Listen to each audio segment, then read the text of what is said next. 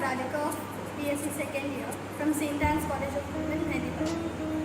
This, what I'm wearing, is a hat with two sensors, as you can see, and this I have designed it for blind people. As they walk, blind can't see you with that. So as they walk, this sensor detects any obstacle in front of them and gives a buzzer sound, so that the blind person can stop or deviate himself personally. Now I will show you the components present in this sensor. This is a hat in which I have sensors, an ultrasonic sensor, a display, an Arduino board inside the hat, and the board in which I have connected all the pins. This display will show you the distance of which the obstacle is standing from the sensor, and these sensors will be sending ultrasonic waves. If any obstacle is in front of the sensor, the ultrasonic wave will hit the obstacle and come back in a reflected way, and that will decide the time and will show the display of how many centimeters the obstacle is. This display can show in centimeters and inches as well. So if an obstacle is near to the sensor, it will show you how much distance this obstacle is from the sensor. And we have attached an Arduino board in which we have done the programming. As you can see inside, from the Arduino board we can see how much distance is measured, and we have programmed a buzzer also. So as programmed 10 centimeters for now, but you can change the programming as you want. So if an obstacle is 10 centimeters from the sensor, the buzzer will ring. So if the buzzer rings, the blind person or whoever is wearing this cap can stop or deviate himself from the obstacle. That is the programming for this cap. Thank you.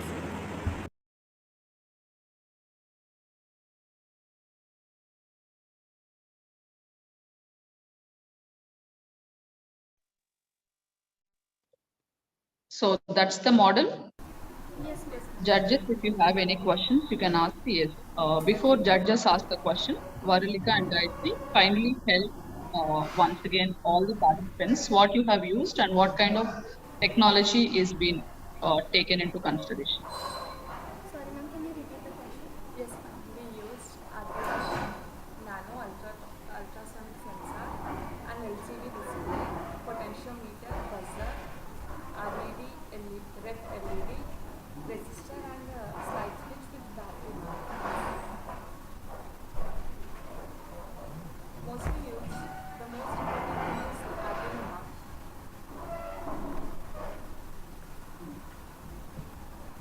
And this is our These are the pictures we have circuit. taken. Be little audible because it's not audible. Yes, ma'am. This is our circuit, ma'am. We have taken the pictures after the sensor. We have kept an obstacle in front of the sensor. And we have taken the readings now. We have taken 5 readings and attached the pictures here. As you can see, it's showing in centimeters and in inches as well. These are the 5 pictures. We can change Okay. the range, ma'am. By updating the code, we can change it. We have kept a range of 10 centimeters from the sensor now, so that if any obstacle comes in front of the sensor, whoever is wearing the cap can deviate himself or he can stop there. So we can change the coding and change the distance so that according to his. Yes, sir. Hello, can you hear me okay? So judges, if you have any questions, kindly ask. Otherwise, we'll go for the next.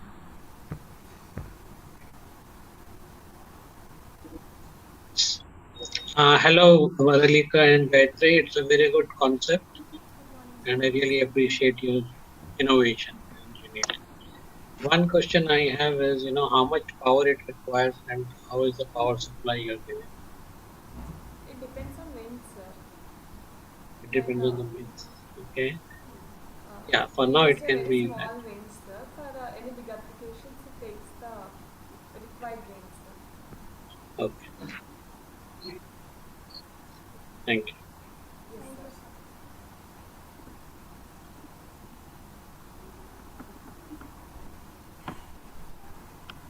So if you are done, yes, thank you so much, Varalika and Gayatri. Your model is superb. Uh, Thank you so you much be on for the having line, ma, me. until Yes, ma'am. we have the result. Thank Yes, you. we have the second participant, second exhibit model from Miss Karishma and Afra Mehchoon from St.Ann's College for Women.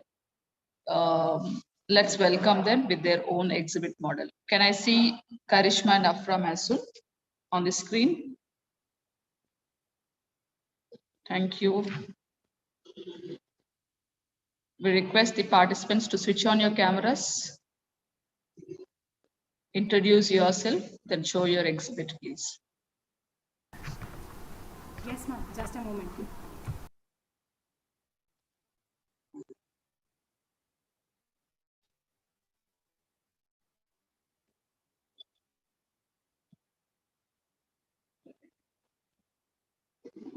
Karishma and Afra, it's your turn. Please unmute yourself. Kindly show your video.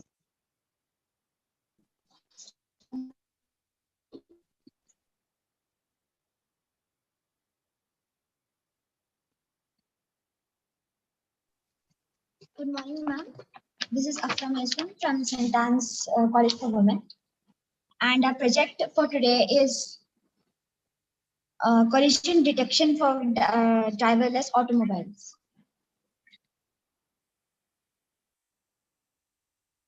Okay.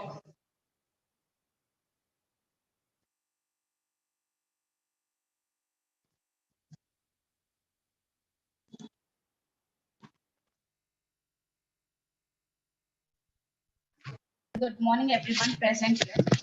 I'm Karishma, and we both gonna present our project today. So, ma'am, we just need 2 minutes for the presentation.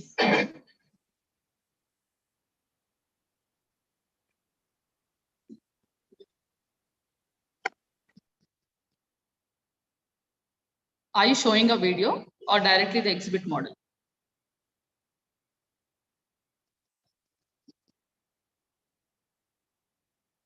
Then we'll explain it.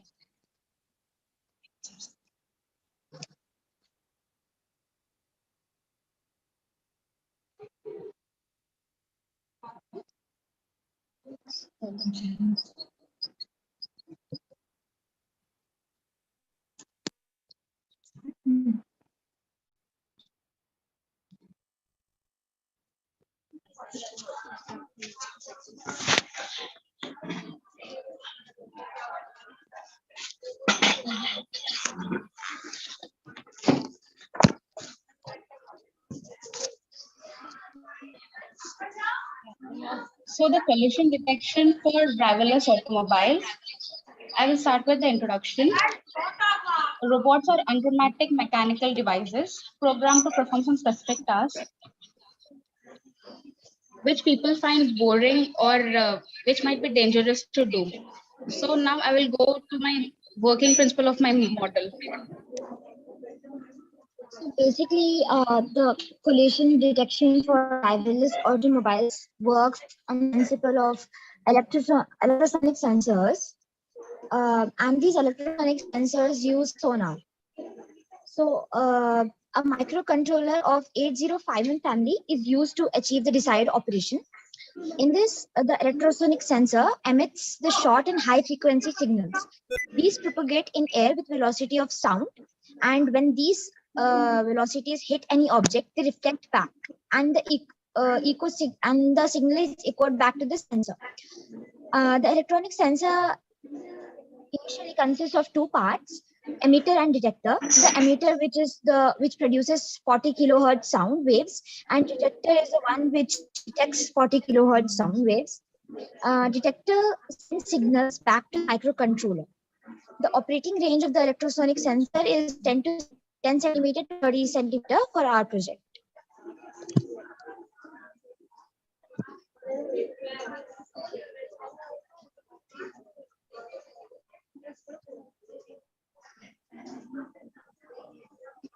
Yeah, this is how the ultrasonic diagram looks like. The front part which we have shown in the diagram.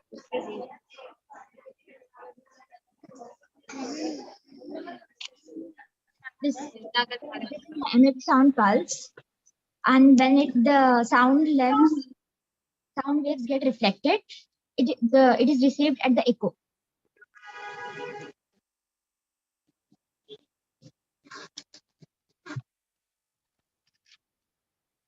The applications of obstacle avoidance robotic vehicles are, we can use this in the military applications.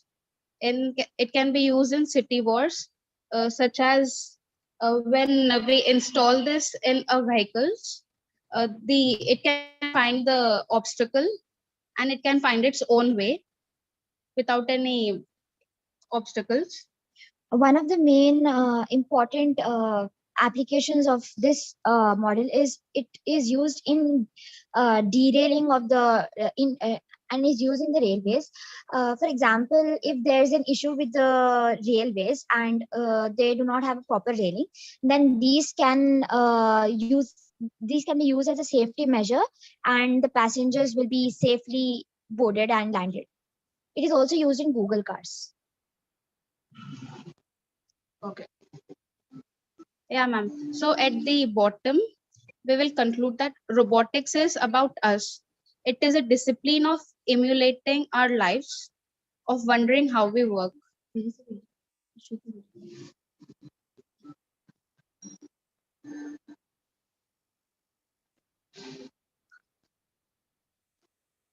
them they're showing the video. Now we will present our video, ma'am, how it works. Okay.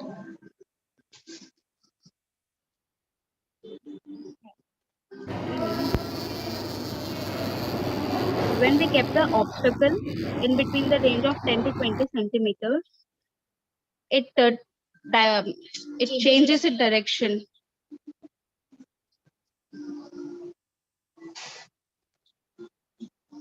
These are the sensors which are present in the front part, and these using the sensor waves, and it is reflected back from the. Now we'll show the pictures of our model from the outside.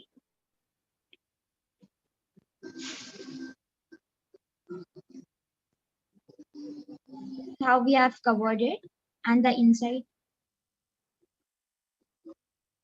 This is the inside of it. Thank you, ma'am. If they have any doubts, they can ask us. Hi, Karishma and Afrao. Hello, This sir. is Hello, sir. Barbara. Your model is very good and it is very useful for the driving persons and for all the people, especially in India. And I have one small any specific speed range you have is there? You mentioned anything there means how much speed if the opposite object is coming there or directions from the front So side. it can be set accordingly depending on the frequency of the sound wave we are using. So it can be set accordingly. So where you want to set that one in the code or any settings will be there separately? Yes, sir. If we set it in the code, so that because we have to set the frequency of the sound wave, so it is along with that, sir.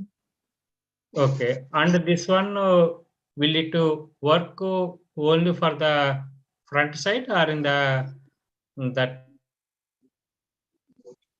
It depends on the sensors, sir. it can come depends upon the So sensors. if we fit the sensors in the front part, then it detects the obstacle from that. If you put the sensor in the backside, it detects it from the backside also. Okay, so if it has to work perfectly means it has to set all the sensors in all the sides, front, bottom, front side, back side, left and right, all the sides, right? Yes, sir. We can For install now, 2 or many sensors, sir. Okay. Yeah. Yeah, sure. But it's good. Thank you for your good and thank you so Thank much, you. sir. all the best. Thank you, sir. Thank you so much, Karishma and Afram Asun, and even Mr. Ramarao sir for asking the questions. Then we have the next model from Ms. Kiranmayi and Ms. Jahnavi, once again from St.Ann's College for Women. Are you there, ma? So they would like to exhibit their model and please present it. Yes. Yes, ma'am, we are there. Just give us a moment, ma'am. Yeah.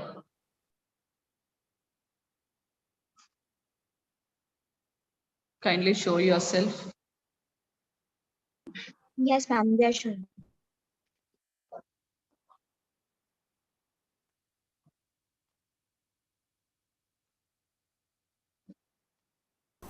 Good morning, ma'am.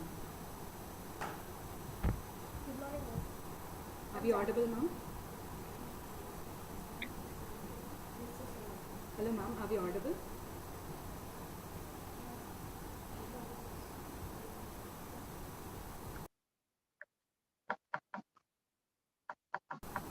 Hello, ma'am.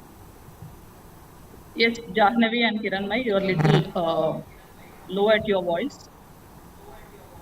Okay, ma'am. We'll look into it. Just a second.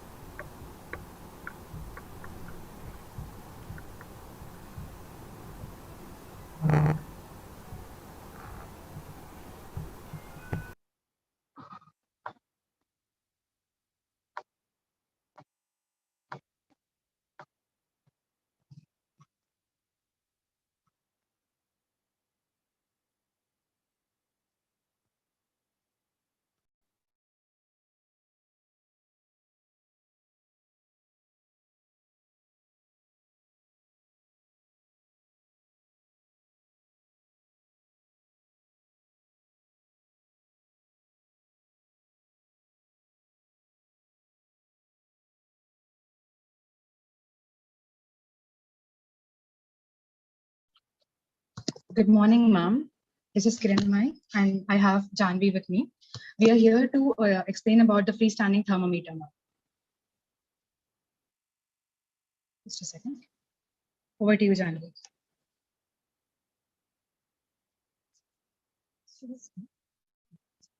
In times like this, where the world has gone under the physical non-contact mode, the medical necessities have seen many developments with the motive to provide contactless care and service. Thermometers being the most needful, especially in the pandemic attack where the temperature fluctuations are an essential parameter. They need to serve their purpose in a vast scale.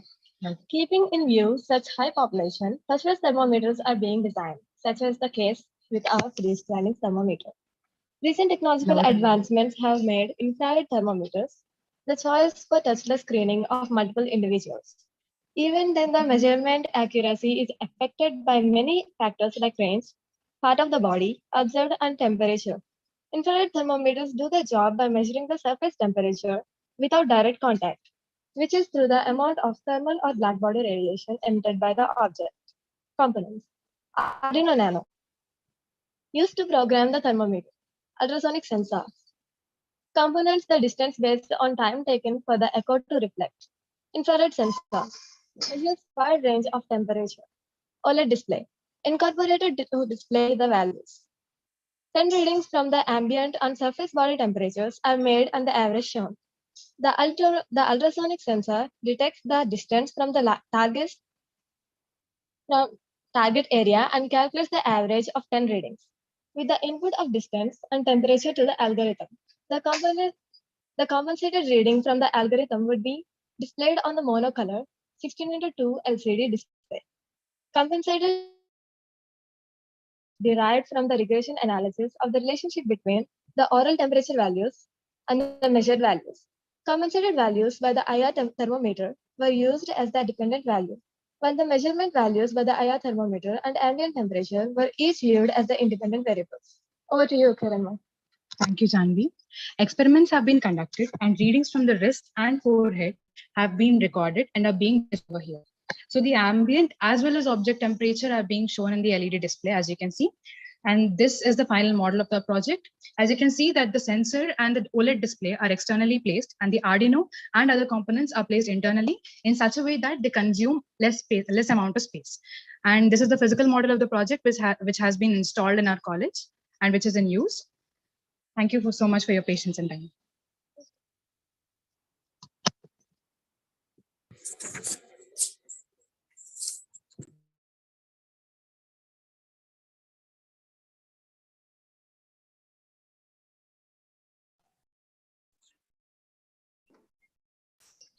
Thank you, ma'am.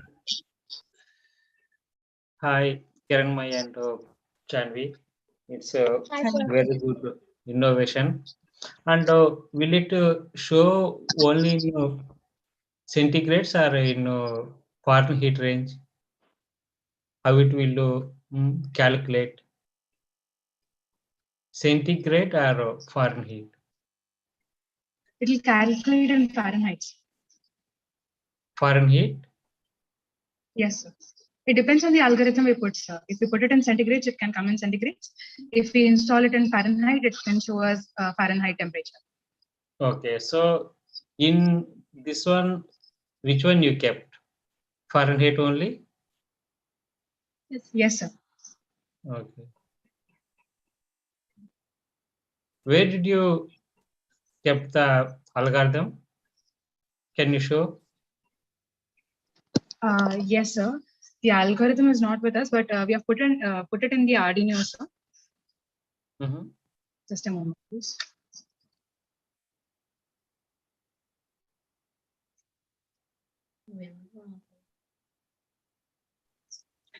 You don't have a model with you? Kiranmay and Jahnavi? Yes. You don't Yes, have ma'am. a working model with you? We do have it. Please play the video. Here's the working model, ma'am. Are you able to see it now? Yes. No, Can you? some exhibit where it is working with a video kind of. We have images of that.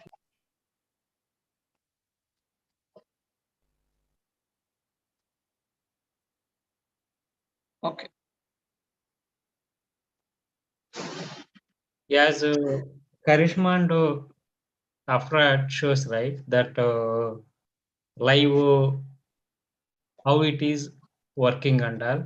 Do you have anything set up like that one, or you want to do? You are in mute. You are in mute. We are not able I'm sorry, sir. I'm sorry, sir. We had the video. We took a video, to hear. but since we were not able to play the video or attach it in the PPT, we took an images from the same video and we added it here, sir. Directly, you can play the video, Mana. Just a moment, ma'am. I'll have to check if I have the video in my device. Can you please give me a moment? Yes. Thank you.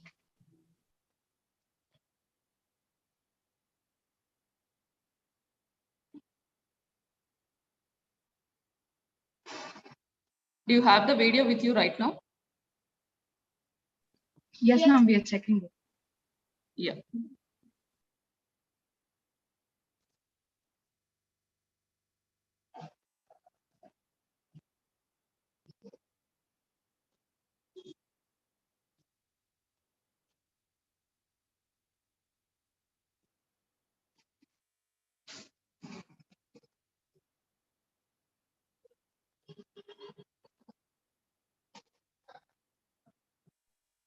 Ma'am, can we please play the video after some time? Because that video is having some glitches now. Okay, fine. And even the So this bandwidth is is about not proper, ma'am. So fine. Okay, Kiranmay and Jahnavi. In between, we'll come back with the video once you are ready. Sorry for the inconvenience, judges. Let's get into international participants. So we have first participant from all the way from Nigeria, Courage Abudu, who is a graduate in Obifemi Awolowo University. We invite Courage Abudu into the session to exhibit his model. So he's all the way from Nigeria. Oh, good day. It's morning here. Good morning, everyone. Good morning. Can Hello, you hear Courage. me? Hello. Good morning. Can you hear Yes, me? we can able to hear you. Right. Okay. Nice to meet you all. So I'm here to, yeah, it's nice to meet you all actually. So I'm here to share my project. I received it from a mail. Let me share my project. I'll be sharing my screen Are you soon. showing us a video or explaining us? No, I'm showing you. I'm showing you. Okay.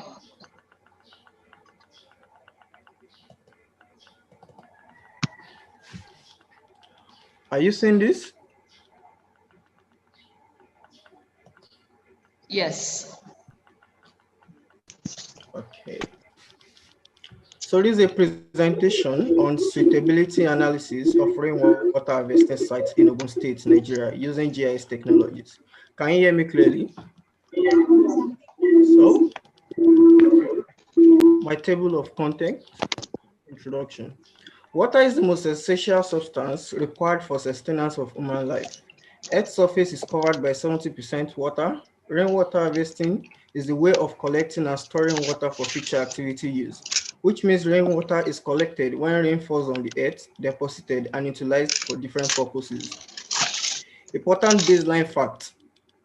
ArcGIS is a geographical information system that allows handling and analyzing geographic information by visualizing geographical statistics through layer building maps like climatic data. That's an image of a glance at the ArcGIS software. Site suitability analysis is the process and procedure used to establish the suitability of a site. It's to achieve optimum utilization of the available land resources. Rainwater harvesting is the way of collecting and storing water for future activity use, which means rainwater falls on the earth, deposited, and utilized at any activity for different purposes. I quote Gashaw 2018 here. GIS is the framework for gathering, managing, analyzing data types. It analyzes spatial location and organizes layers of information to visualization in three-dimensional scenes. So let me put it as simple as this. Suitability analysis of rainwater harvesting sites in Ogun State. Ogun State is a place in Nigeria. Using GIS technologies can simply mean determining with GIS tools locations in Ogun that will be appropriate for harvesting rainwater for domestic and agricultural use. Statement of problem. The availability of clean, safe, and sufficient amount of water to the daily activities of human being is very crucial for human survival, especially in developing countries like Nigeria. There's vulnerability in agriculture caused by lack of knowledge of suitable sites for harvesting rainwater to be used for farming activities. The aim of this research is to identify my suitable sites in Ogun State using GIS technology. The specific objective of the study are to we are to determine the land use land cover of the study area, use multi-criteria approach in evaluating the site suitability of runoff harvesting, and use ArcGIS software as an integrated model that accommodates this criteria in a spatially explicit planning and decision-making environment through the use of a GIS. Methodology. This is the study area, as you can see, is a site in Nigeria, is a state, a whole state in Nigeria. It is located in southwestern Nigeria within latitude 6 degrees north and 8 degrees north, and longitude 3 degrees east and 5 degrees east. The state is within the tropical humid climatic zone of Nigeria, which generally characterized by high rainfall and high relative humidity. The average monthly rainfall for the state ranges between 7.1 mm in the month of January to 208.27 mm in the month of June. This is also a flow chart for the overall process for identifying my rainwater harvesting zone. Are you still following, please? So this is I'm getting my images from Amsterdam from the satellite, the soil map of there, and the Sentinel image. All these images are to be downloaded online. Determination of fact, the process of identifying rainwater harvesting sites. Sorry. Process of identifying rainwater harvesting sites, determination of factors for rainwater harvesting, my data collection, and layering thematic images of factors on my software. And then the potential rainwater harvesting zone is processed. The process I'm using is called multi-criteria analysis. Site suitability analysis is inherently a multi-criteria problem. It is an evaluation of several factors and weighing them with appropriate methods to approach a final decision. The AHP method of analysis, that is a method that determines the weight of each component of the land, favorable or unfavorable for each use, will be applied in my analysis. The factors to be considered: my slope of the area, the land use land cover of the area, the drainage network of my area, and the soil type. The other factors can be considered, but these are the major factors I'm considering in my presentation. So after all is done, this is the generation of my slope, and it is generated according to suitability. I wish the image was bolder. So this is my first slope map. As you can see, less than 2, less than 8, less than 30, and greater than 30. Between 8 and 30 and greater than 30. And then I reclassify the slope to show that the suitability is low for less than 2, and the suitability for a moderate slope for less than 8, suitability for between 8 and 30, and very high suitability for greater than 30. So that is Sorry to anything I have. interrupt, Abu. Sorry Yes. to interrupt. Can you show Sorry. us the working system as The well? working. This is just their images. So I'm showing you the processed image of each result. Yeah, you can show, right. That's what I'm showing now. That's what is on my screen. That's what I'm explaining. Okay. You didn't. So this is the processed image of the result. This is the first image of my slope map. To determine if the land is suitable, you have to determine whether the slope is okay if you want to harvest rainwater there. Are you understanding? Yes. Okay, thank you. So this is my first slope map for the first factor. And then I have the drainage density map generated here. The drainage density map, as drainage increases or suitability reduces. As drainage increases, suitability reduces. So this is my first drainage map. And then this is generated according to the factors on the land. The first drainage density map, the reclassified is generated according to my suitability. This is my soil map of the area, of the soil location, the different kinds of soil to be found in the location.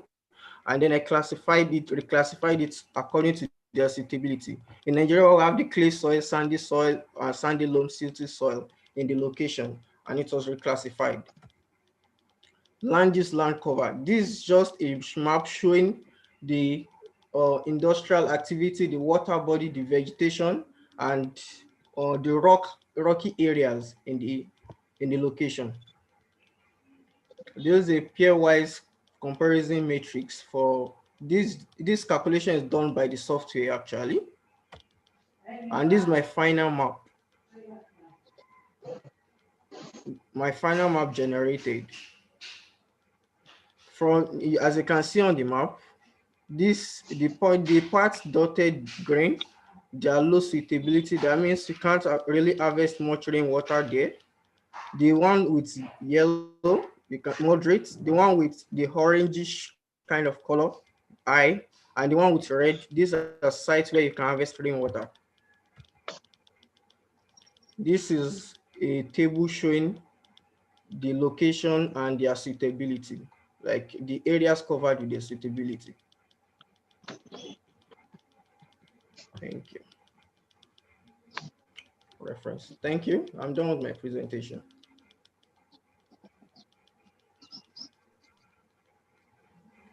Hi So how guys. is it working This actually? is Hello. Hello, I'm hearing you. Sir, yes, sir. You can proceed to ask questions, sir. Ramarao, sir. Yeah. Do you have any working model or any sample project that which you have completed, or you did only that The whole project theory part? actually is, you said the whole project actually is just to show the locations on the map. So before you can actually go there, it's just to show the locations on the map. It's just to make it easier. You don't have to go to the exact location to harvest rainwater. You just see it on the map, the site you have to go to, and you just start your operations there. Actually, there are other projects to be built on this, but this has just made it simpler for you to get your locations to harvest rainwater.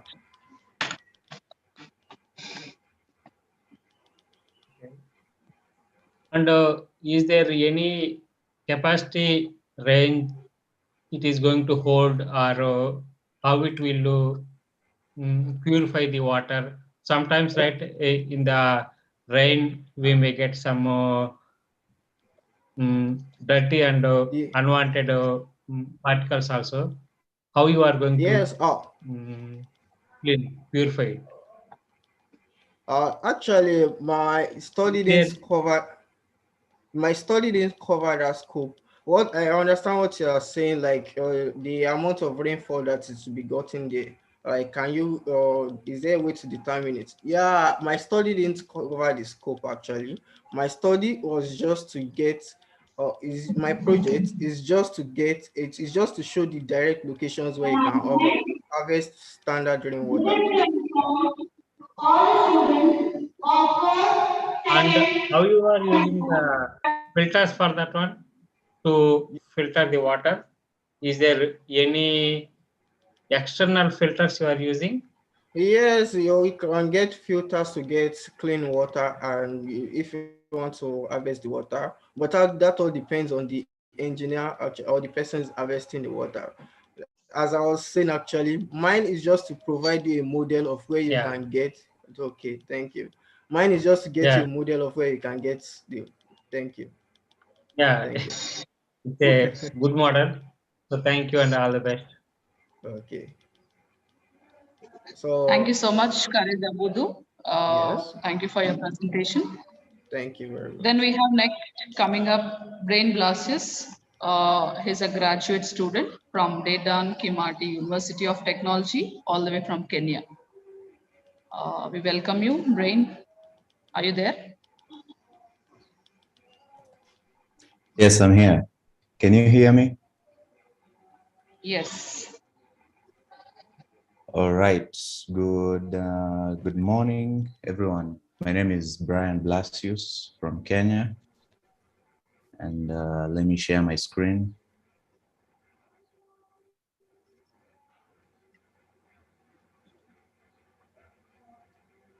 Yeah, can Courage please stop sharing his screen so that I can share my screen?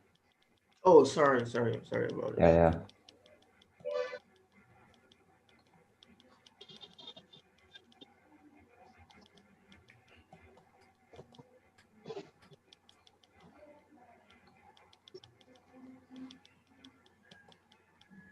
Okay.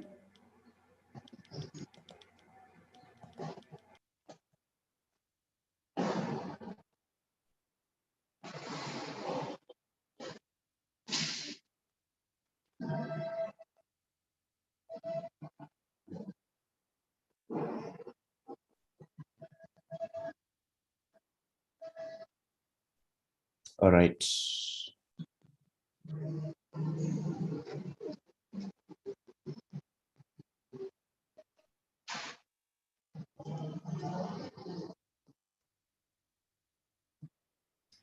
Okay, can everyone see my screen?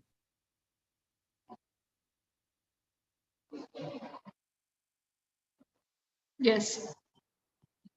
Oh, yeah. Okay, Brain, that's you can fine. continue. Okay.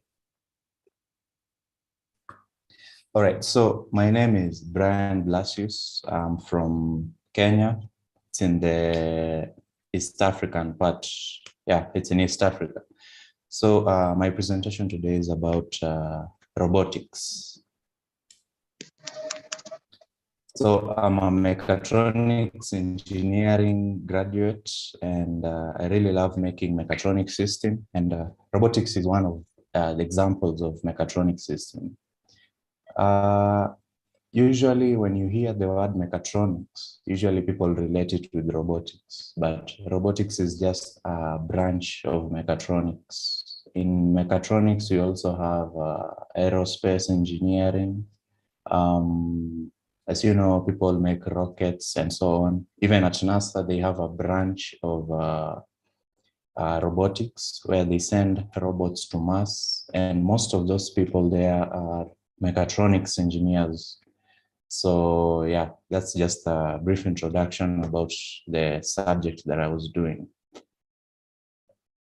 So people might ask, what is a robot? I know most people, especially when we were kids, we used to watch Terminator, the movie Terminator. We usually see a robot as, you know, something that is scary, something that's going to destroy humans, you know, something that can walk. People think that a robot is a humanoid, but there are different kinds of robots, depending on the application and the environment. So according to Wikipedia, a robot is a machine. So make sure you understand the word, make sure you observe that word, machine. So a robot is a machine, especially one programmable by a computer that is capable of carrying out a complex series of actions automatically. So as you can see from the definition, it is a machine. So the way we have something like a tractor, something like you know, a car is a machine, a tractor is a machine, and the same way a robot is a machine, but it's special because it's programmable by a computer and it's capable of carrying out a complex series of actions automatically. Most of them, they don't need human supervision, and that's why we need a robot. Yeah. So I forgot to say one thing. The reason why we need robots is because we can do 3 types of things. The dirty work. If something is dirty, we can use a robot rather than using a human being. We can do the dangerous works. For example, in military application, we have the bomb diffusing robots. They usually do dangerous works, which we do not want to send a human being to do. So a robot can do dirty, dangerous, and dull works. By dull work, I mean something that is boring, you know, something that is repetitive. For example, unpacking goods, you know, transportation of goods within a factory. For example, in Amazon, they use robots to manage the warehouse, you know. The robot usually knows the location of a specific type of good, and they usually go and get the goods and brings them to the office so that they can forward it to the customer. So those are usually dull works. So the robots can be used to do those 3 types of works. We've even seen on 2020 and early 2021, we've seen robots being used in order to access areas that have, you know, that were with the high cases of coronavirus. For example, in hospitals, they were used to take, they used to transfer medicine and food to the patients. So there's no need of sending a doctor to go take food to a patient. And because it's dangerous. But a robot, it's very safe for a robot. Even in disinfecting the rooms that the patients previously occupied, we usually used to send, they usually sent a robot to do the disinfection using UV, ultraviolet light. It's called UV type C. So it usually moves into the room, navigates into the room while the ultraviolet light is on, so that it can disinfect the bacteria, because they easily die after being illuminated by the ultraviolet light. All right, so what did I make? I know I have explained, some very fancy thing, robots being used for coronavirus disinfection, transportation, but okay, what did I make? So I made something a little bit different, but it can be used to explain to someone what a robot does. So my robot is made up of an AGV and a robot arm. So an AGV is an automated guided vehicle. An automated guided vehicle is usually one of the entry-level robots that anyone can start with. It's not a very complex robot. It doesn't use AI or so on, but it's just an automated guided vehicle whereby mostly automated guided vehicles usually uses some lasers or some color patterns, or some magnetic sensors that track some lines on the floor in order to navigate. So my robot was using a very simple board, a special board that was prepared for that specific application. So the board was black. It was just a huge board, like 6 meters by 3 meters in width, 6 meters in length, 3 meters in width, and it's black in color, but there are some white lines drawn on the board. So the robot is supposed to navigate on the white lines. So that part of the robot is called the AGV, the Automated Guided Vehicle. So according to the task, I was supposed to collect some obstacles from the white lines. Some obstacles were trying to block the robot from passing through the white line. So I'm usually supposed to pick those obstacles and take them to a different location. That's why we need something that can be used to collect the obstacles, and that is the robotic arm. So I used 2 different technologies. A robotic arm on its own that's just a robot on its own. In fact, they're used in Tesla factory to assemble cars, to paint cars, to do the welding and so on. An AGV, as I said earlier, it's used in Amazon for transportation of goods within the warehouse. So my robot was a combination between an AGV and a robotic arm. So the AGV will navigate through the white lines, and whenever it sees an obstacle. Can we see in the model, the working model? Yeah. So yeah, we are so eager to look into the model by the way of your explanation. Yeah, sure. So this white part here and the wheels and the caster wheels, this is the AGV. And this black part on top, this is the robotic arm. So that's why I said mine is a combination of the 2. And as you can see down here, we have a black board and some white line. So it is supposed to navigate on the white line. Yeah, so this is another view. This is the board that I was preparing for the controls, like the brain of the robot. It's a microcontroller, a motor driver, and some different power supplies for the motors, because they need much power.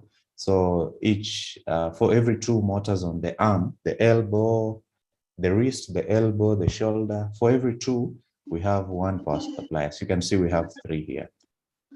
So that's a different views. That's a different view. And these are the three obstacles that I'm going to pick. So I'm supposed to pick an obstacle. If it's yellow, I test, I have a color sensor. So if I pick an obstacle, I first check the color. If it's yellow color, I'm supposed to take it to where yellow is supposed to be taken. If it's blue, I'm supposed to take it to where blue is supposed to be taken, and so on. Yep. So before showing the demo, I would like to just explain the technologies that I've used in this project. So we have sensors, actuators, we have software algorithms, and a microcontroller. So for the sensors, we have a line tracker sensor. This is a line tracker sensor here. I don't know if you can see it properly. We made it locally, but it was manufactured in China. And those 8 sensors you can see there, they are infrared sensors. Here they are. We have so plenty of them here for making robots. So the blue one here is the transmitter. It transmits infrared light. And the second one here, it's the receiver, the infrared receiver. So it's from the basics. If you transmit light and the light hits a dull surface, you know, very small amount of light will be reflected back. But if you transmit light and it hits a shiny surface or you know, a white surface, some huge amount of light will be reflected back. So we are using this principle of reflection of light on different surfaces in order to know whether the sensor is on the white surface or it's on the dark surface. So using that, we can calculate the error, then we can feed it in the control system. The second sensor is the proximity sensor. It uses ultrasonic waves to send sound. Then the sound is reflected from a surface. Then we calculate the time difference between the transmission and the reception. Then this time is divided by 2. The reason why we divide this time by 2 is because we are counting for the time during transmission and reception. So since we need to calculate the distance between the reflecting surface and the sensor, we divide the time by 2 so that we can get the time that it takes for between the transmission and when the surface reflects. So we know one thing. This is sound, and sound has I mean, the scientists have already discovered the speed of sound. So we take the speed of sound, and we already know the time that we have calculated with our microcontroller. So using speed and time, we can calculate distance, and that's the principle behind the working of this sensor. I don't have the sensor currently. Yeah, so this is another different type of ultrasonic sensor. It's from DF Robot, and they work on the same principle. Sorry to interrupt you. We have a time constraint, so please show us the demo model if you have. We'll wind up because we have other participants waiting. Yeah, sure. Yeah, so can you see it?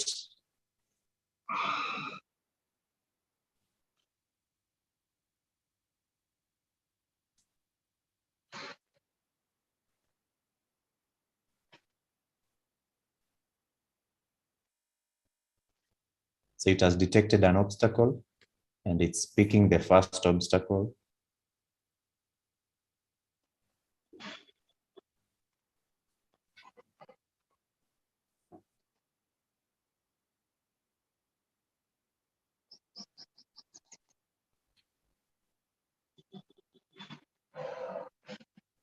It has detected the color and it's taking it where it's supposed to place the yellow obstacle. So it puts it inside there and it picks the container.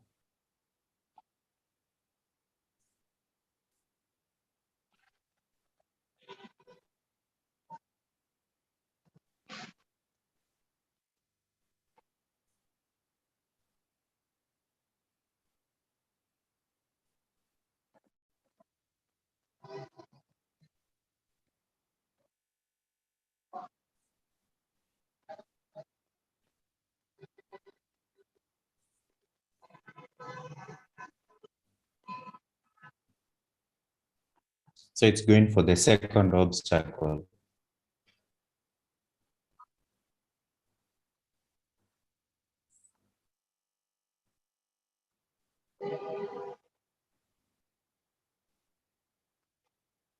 So it picks the obstacle, it detects the color using a color sensor, then it takes it to where it's supposed to be taken.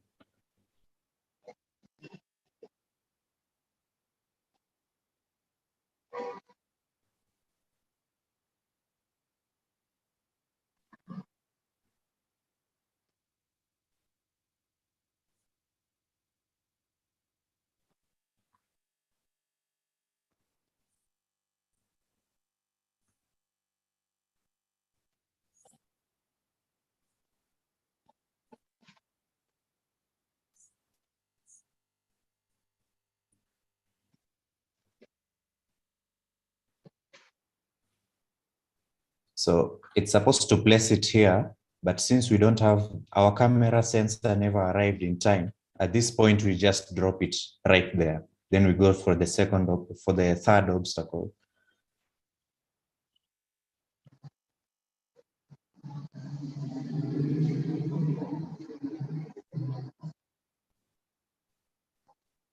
The red obstacle, picks it, detects the color.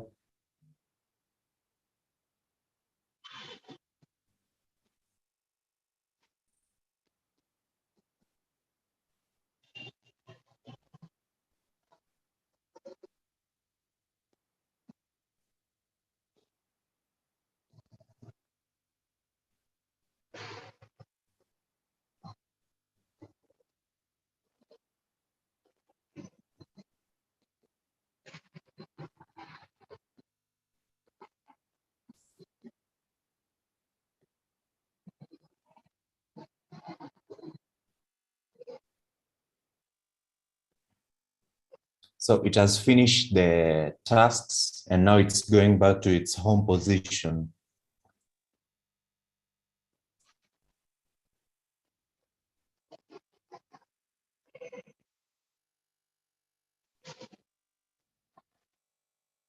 Yeah.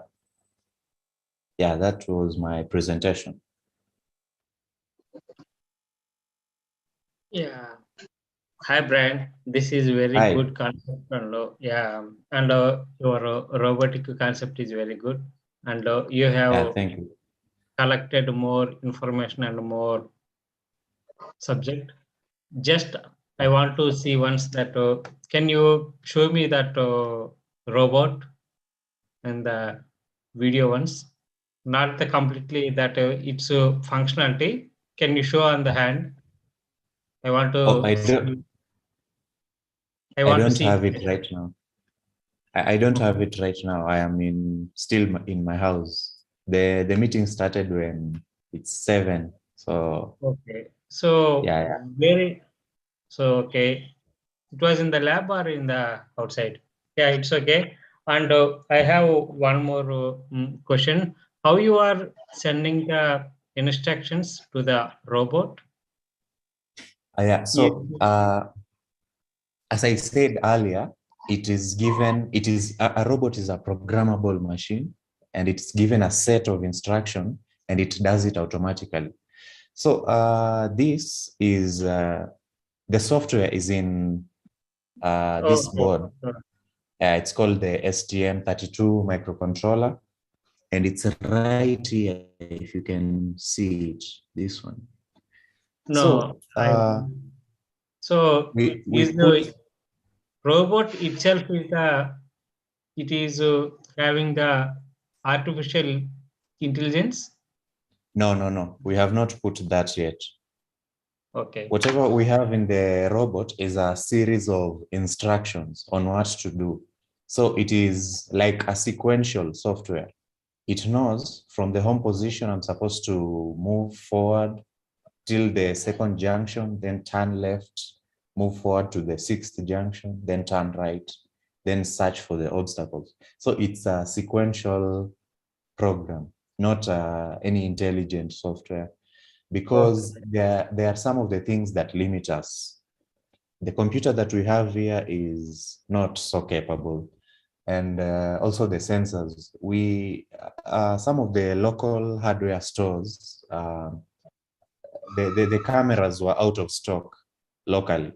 So since we didn't have the chance to import the cameras, we decided to work with what we have. But in future, we can have room for improving the algorithms. For example, using computer vision in order to detect the objects and move straight to the objects without following the line. If you move straight to the object, you save a lot of time rather than following the lines. Yeah. Yeah, okay. Thank you. All the best. All right, thank you. Thank you so much, Brain. It was nice looking at your model. So that's why we were sure. so eager to get your working model. Thank you. So we Thank you, have next participant coming from Kenya itself, but he's studying in United States of Stanford University. N. Emmanuel, Yongesa Emmanuel, is doing his intermediate in Stanford University, United States, all the way from Kenya. Can I see you, Emmanuel?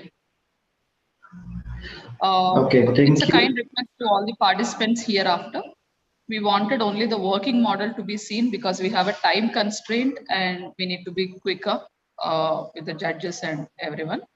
So kindly make a note of it instead of Thank you. Can you hear me? We wanted to look at the model and get into the questions. Thank Yes. you. Can you hear me speak? We can't see you, Emmanuel. Please switch on your camera. Okay, let me do so.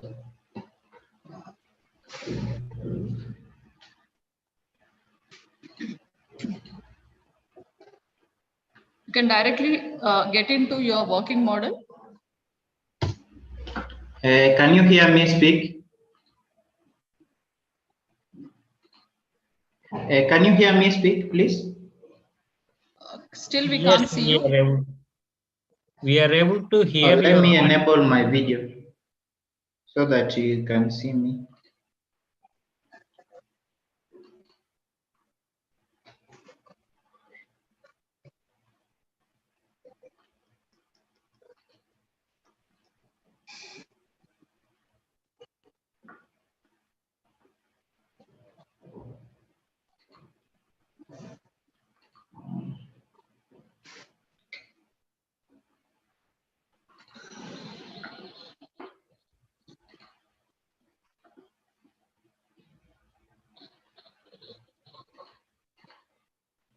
Are you there in the call, Emmanuel? Yes, I can hear you, but I'm trying to enable my video. It's having some problem.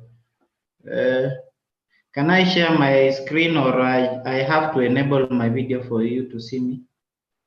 Okay, right. You can show your model. Let me share my screen.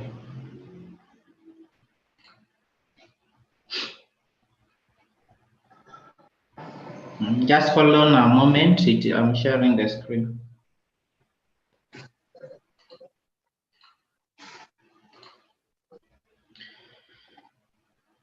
Okay. Can you see my screen?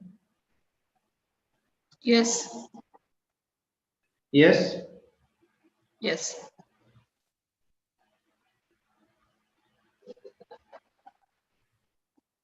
Can you see my screen? Yes, Emmanuel, we can see your screen.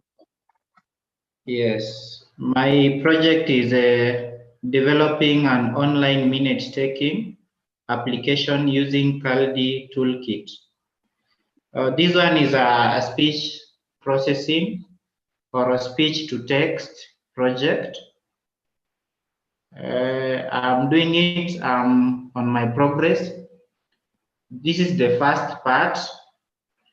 It has 3 phases.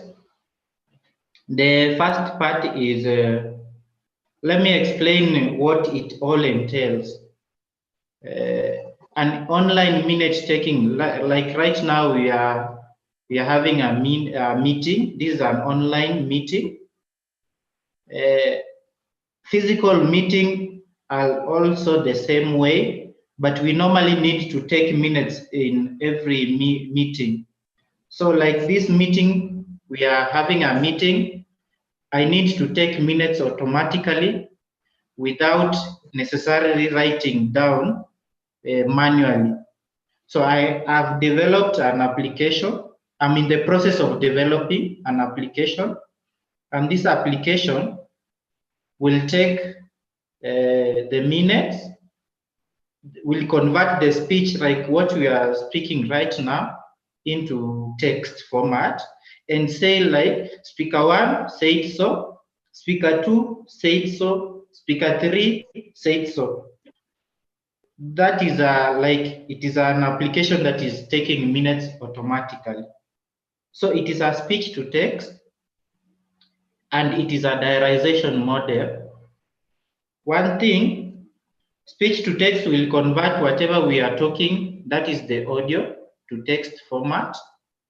And diarization will say speaker 1 said so, speaker 2 said so, speaker 3 said so.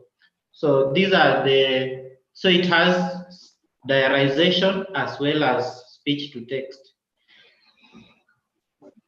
The application of converting from speech to text. One will say, why should you do speech to text and we have Google Text and all other text formats? Yes, we have them, but they are not entirely free. They have a limit. Mine is a free source. Kaldi Toolkit is a toolkit that enables you to build libraries of a speech model more efficiently and more quickly. From there, you build a speech model that will convert speech to text and as well do diarization. Diarization is identifying who is speaking and what is speaking, or who is speaking and what she is speaking. So my application will generally do the same. Actually, I'm in the first phase of my task. It is a continuing project. So the first thing I did was to train my speech model, that is convert from speech to text. And I tested it with a single speaker. I fed it with an audio from a single speaker and then converted it to text.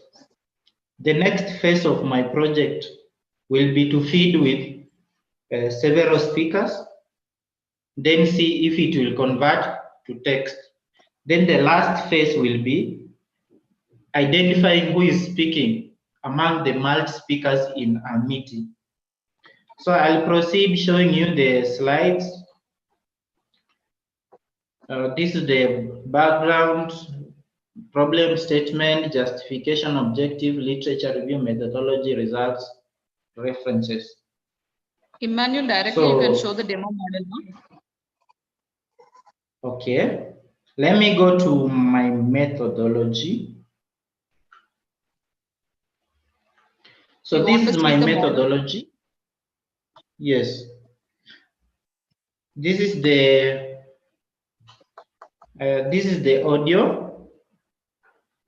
My audio file was downloaded from Getback. It is a Getback speech.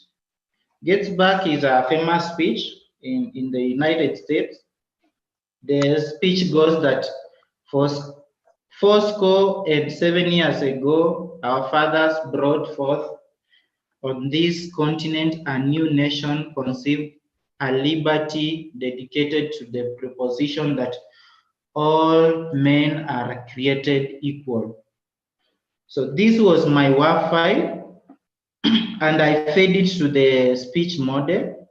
After feeding it to the speech model that I trained, that is the results from my trained model, pre-trained We can't model. able to see the screen. I mean, you are showing the Word document, right? Or anything else are you showing? Yes. We could see only Word document, Emmanuel. Yeah, it's only one document. You're talking Word document. These are the results from my speech to text model that I'm displaying. No, we can't see anything of your display. We can it's only a Word document displayed on the screen. Is it so?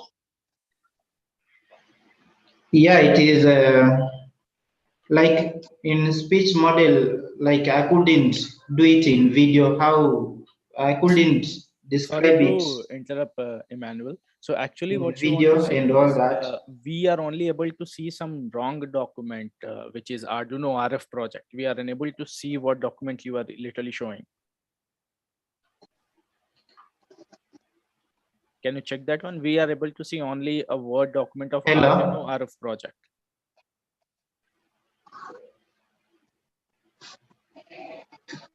Hello? Hello. Yes. So we are able to see wrong document, which is of Arduino RF project, not your speech project. Can you just check which document you are sharing exactly? No. Hey, let me share it again. Yeah. I'm sorry for that. Yeah. So Kindly let me stop sharing, then yeah, reshare reshare it. it with the correct document.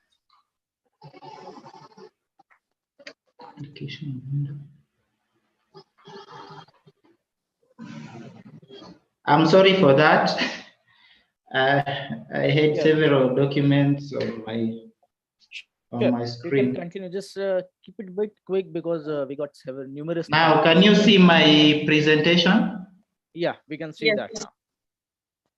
Okay, I'm sorry for that. I didn't Yeah, sure, know I was presenting a wrong thing. Sure, that's fine. That's fine. We understood everything. So you can see my slide? Yeah, we can, Isn't can it? continue and just try to Yes. keep it bit quick. We are running out of time here. Hope you understand. Okay. Okay. So developing an online minute-taking application using Kaldi You can go to Toolkit. the slide 18th, Emmanuel. Like we understood. I go to? Yeah, you can go. You can just skip and continue from where you left off. Let me continue from. Now, can you hear me well? Yeah.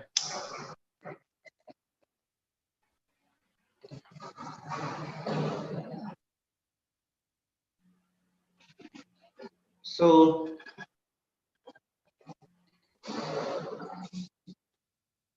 hello? Yeah, continue, please.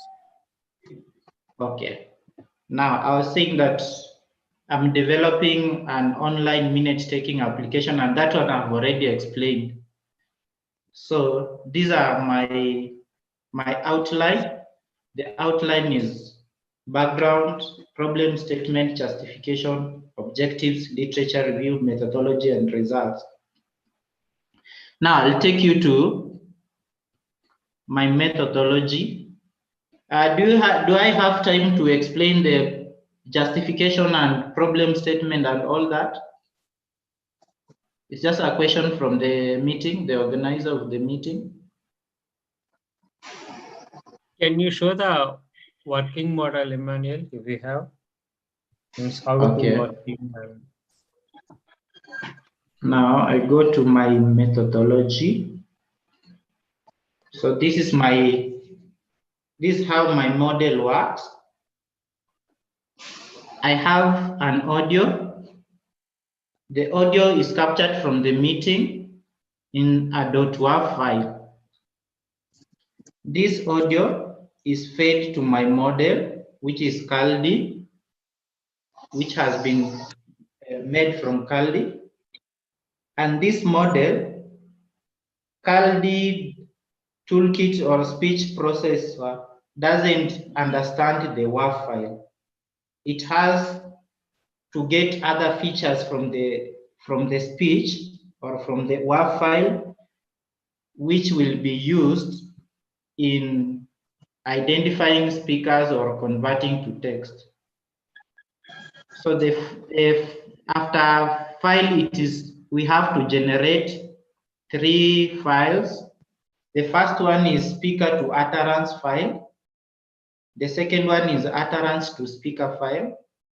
The third one is WAV.scp. Speaker to utterance file maps every speaker to what the speaker says. That is speaker to utterance. Then utterance to speaker, it is the reverse. The last one is WAV.scp. It takes an audio, then it also identifies who speaks it. So it is the audio and the audio ID. The next, after generating these 3 files, we do feature extraction. Speech model don't understand the normal audio. It understands the features from the audio. So the features that are extracted from the audio are MFC feature, a CMVN feature. MFCC feature is male frequency capture coefficients, and CMVN feature is just like male frequency capture coefficients, but these coefficients are normalized so that the noise effect is reduced. So these MFCC features are the ones that are fed to the model to convert to speech. The next one, we extract I vectors. I vectors are the ones that identify speakers in every speech segment. So I vectors will be used in diarization, that is identifying that in this speech segment, so and so said so. In this speech segment, it was said by person so. So this one is I vectors is for diarization purposes. So I have 3 feature vectors: the I vectors, MFCC, and CMVN features. These will be used for speaker identification as well as converting speech to text. The next, my model is construction of decoding graph.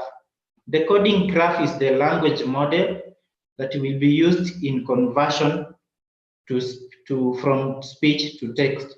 Then the last thing I do is decoding the feature vectors that I fed. I decode them to transcribed text. Then I retrieve my text. So after doing so, I got a WAV file from online, and this is speech by Getzbach. The speech is a famous speech. The words go like, 4 and 7 years ago, our fathers brought forth on this continent a new nation conceived, a liberty and dedicated to proposition that all men are created equal. So I displayed this one for you to see the words there. After transcription, using my Caldi toolkit, the results I got from the pre-trained model. After training the model, I got these results. 4 men are created equal. So the results have been transcribed to text. This is how I've transcribed a single utterance, that is from one speaker to text, from audio to text. So the next phase of my project I'll be doing diarization. If I have mild speakers, I'll feed my model with mild speakers, then say that gets back said this, another person said this one. So this is, I'm in the process of doing so. This is just the first phase of my project. Thank you for listening to me, and if you have any question, you can ask me, please. Hi, Emmanuel. Your concept is very good, and this will be very useful for everyone. But I want to ask, can you speak something, and can you show on the screen the text that what you are going to speak is the same, will be able to see on the text, and it will be the live example for all the audience. Okay. I'm in the process of doing so. This is just the first part. It is like being in the kitchen. I'm in the kitchen now. But in the process, I'll develop an interface. After I've developed my model, I'll put it in a server. And the server, I'll make a request from an interface like the browser we are using right now. I send my request, my request are the audio. Then I get back the results displayed as text on the screen. So that I'm in the process of doing so. Sure. Thank you, Emmanuel. All the best. Okay. Okay, thank you so much, Emmanuel, for the project that you have initiated. Okay. Then Thank you. we have the next participant. We have the next participant, Victor Damile from once again Nigeria, Obafemi University. Is a graduate. Can we see Victor in the call? Right. Victor, we request yes, directly into and keep in your posture.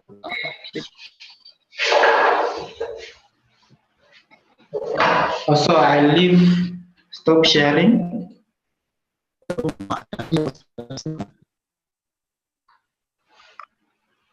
Emmanuel, stop sharing. Yes, I've stopped sharing.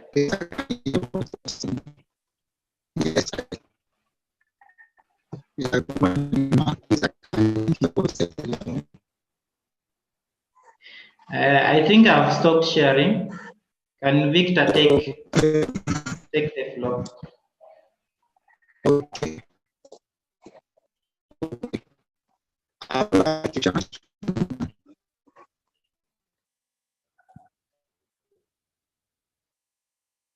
Yes, Victor, you can go ahead. Okay.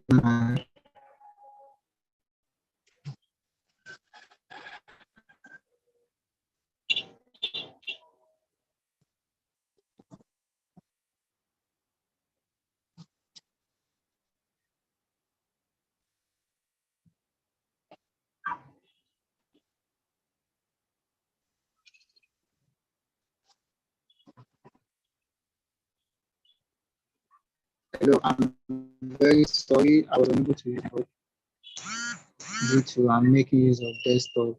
So I'm trying to make my phone.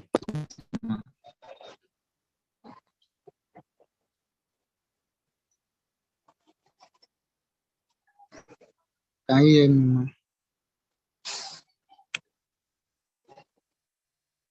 We can't see your screen, Victor, still. Yes, I'm trying to look for the where I send it to my phone. Okay.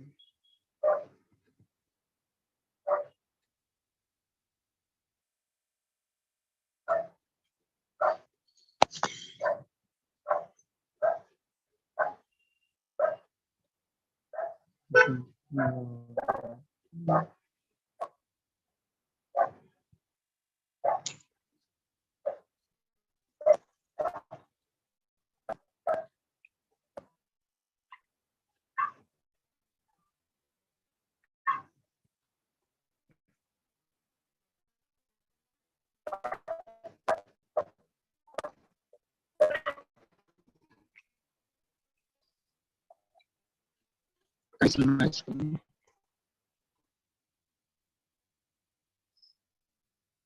Hello, I see my screen. Not yet. Not yet, but you can see something is doing right.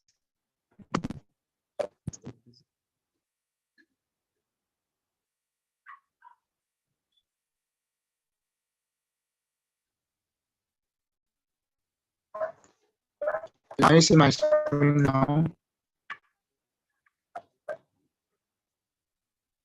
Hello, can you see my screen? Hello. Yes, Victor, tell. We can't able to see your screen still.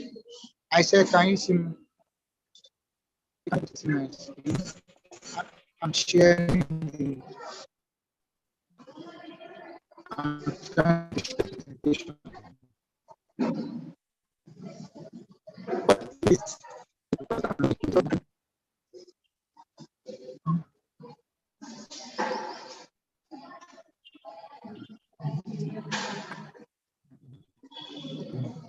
Is anything wrong?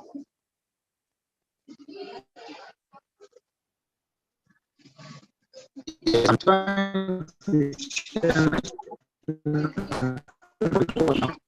Victor, if something wrong, we will go for the next one. Then you can come back after problem gets rectified.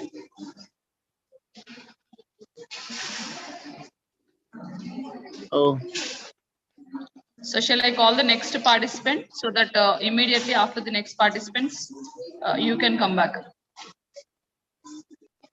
Is it okay now? okay.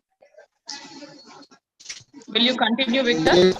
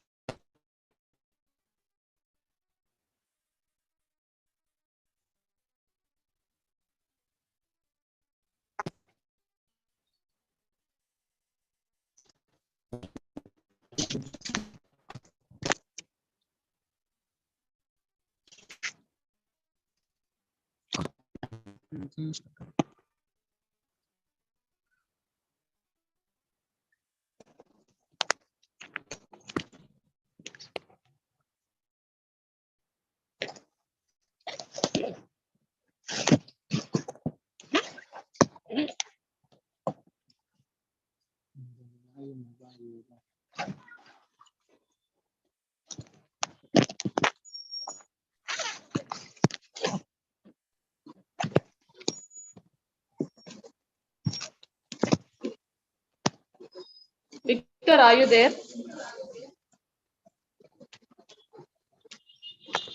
Yes, yes, ma'am. I'm trying to share my screen, but it's not working out. Is it working now? Will you proceed? Yeah, let me try to check now. If so, I will call the next participant. You be ready immediately. Is it okay? Just let me give it a try now. Maybe, and let me see, maybe it's working fine. So I will let you know. Maybe you call the next participant.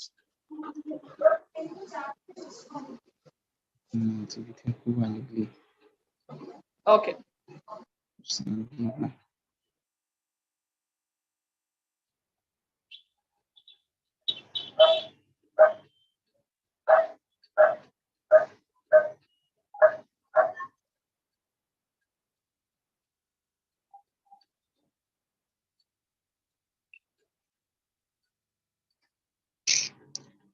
Uh,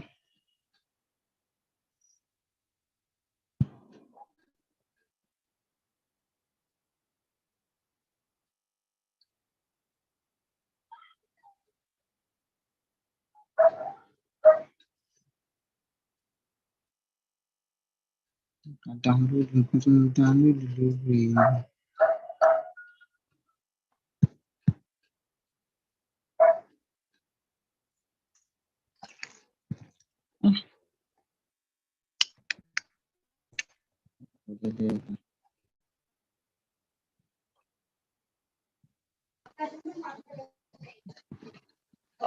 Fine, Victor.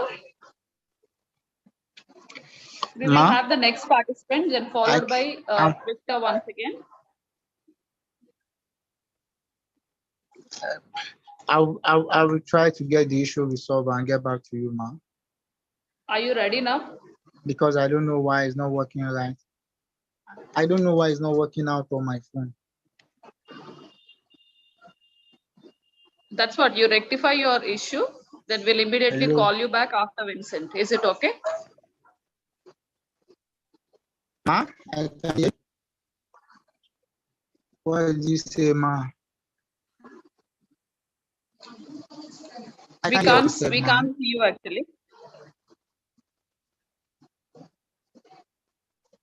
Can you hear me now, ma? Hello, ma. Yes. Hello, I can't hear what you are saying.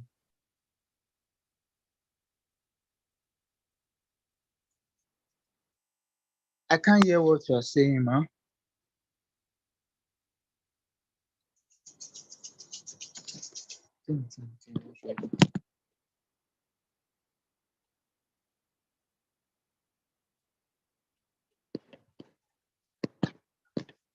Yes. Tell me, Victor, is the issue solved? I don't know.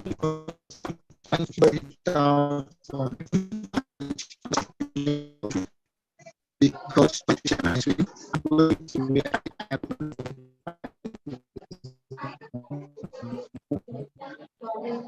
You don't have a proper internet connection, I guess.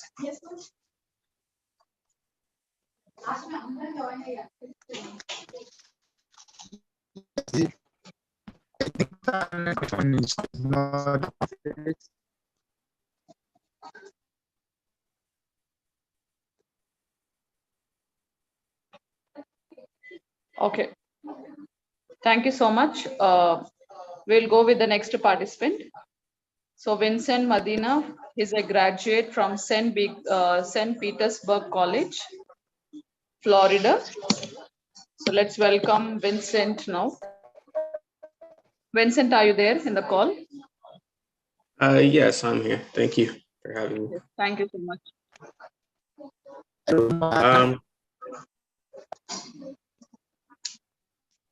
So I was a computer programming student, and my project is on web development. I developed a headless content management system. The idea is similar to WordPress. It's a little bit like that. The technologies I used for building the website in backend, we have for the front end React and TypeScript. The backend is Nest.js with GraphQL and a MongoDB database. Some of the benefits of my application are that it integrates easily with other software. All the images are stored on a CDN for fast content delivery. The data is also all retrieved from serverless endpoints. So at all times, your data is available whether or not the website is up or down. It's also an open source project, and everything and the utilities are all free. It integrates with Gatsby particularly well, but you can also make your own integrations with our server if you happen to be interested in doing that. For deployment, We use a CI/CD pipeline with GitHub and Netlify. And in the back, we have Docker containers that are behind an Nginx web server hosted on Linux servers. I'm trying to keep it a little short, so I'll just get to the project. Right now, you can see these blog posts that are all hosted. Now, if you were to log into the site,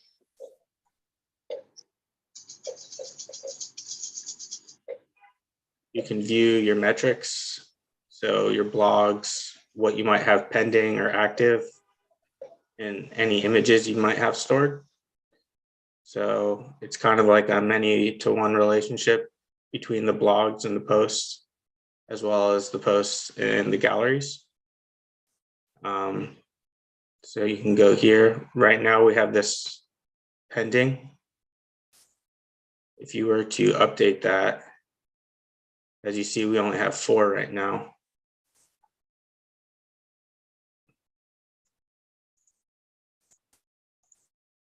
It automatically updates here. And as you can see in the gallery, your images are there. Now, if I restart my local server, I can reload this web page and the content will be available in just a moment. And it's all fairly simple. We use just like a similar thing here.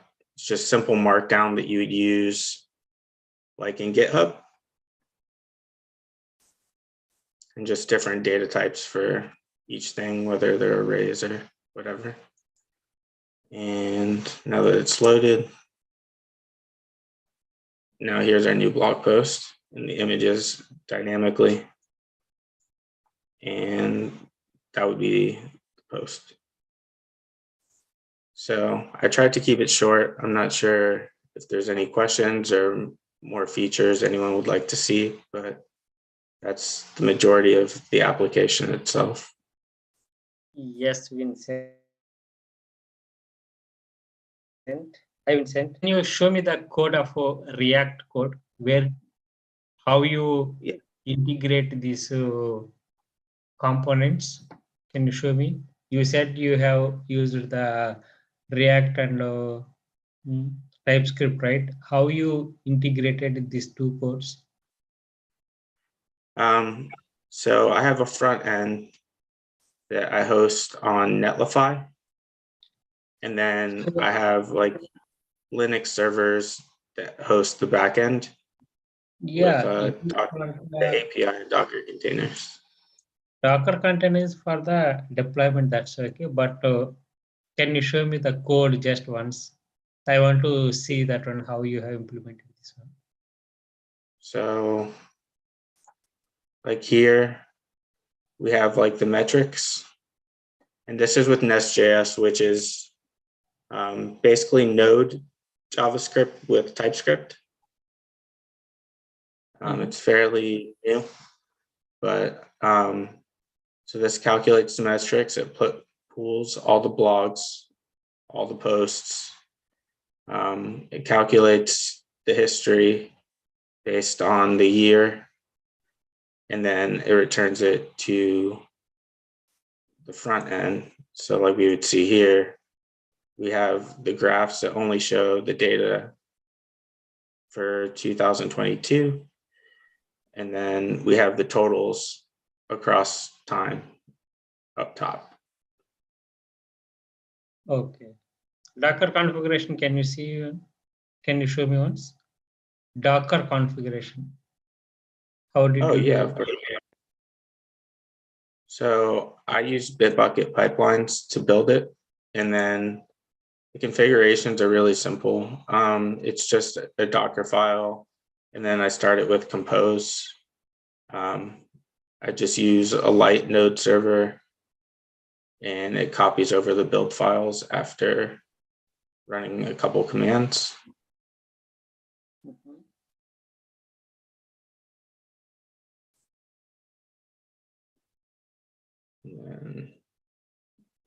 Okay.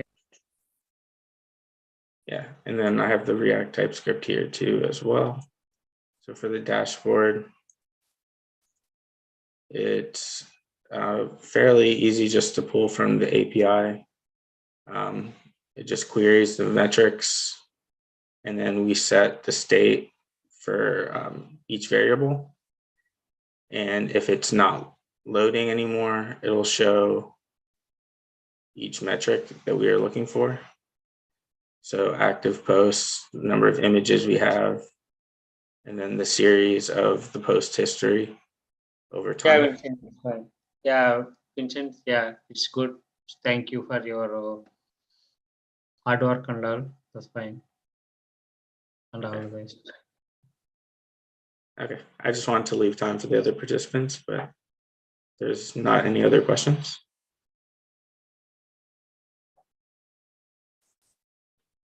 Okay, thank you for having me.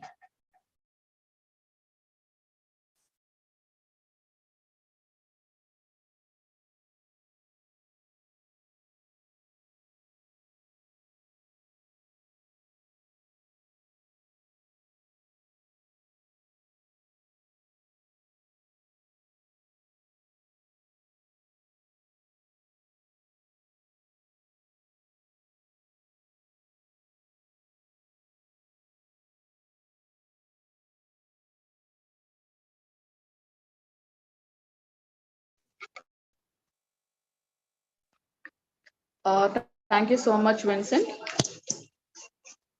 Thank you. It was a nice idea of yours. Then we have the next participant, last but not least. It's John Carson, doing graduation from University of Ibadan, Nigeria. Can we have John here?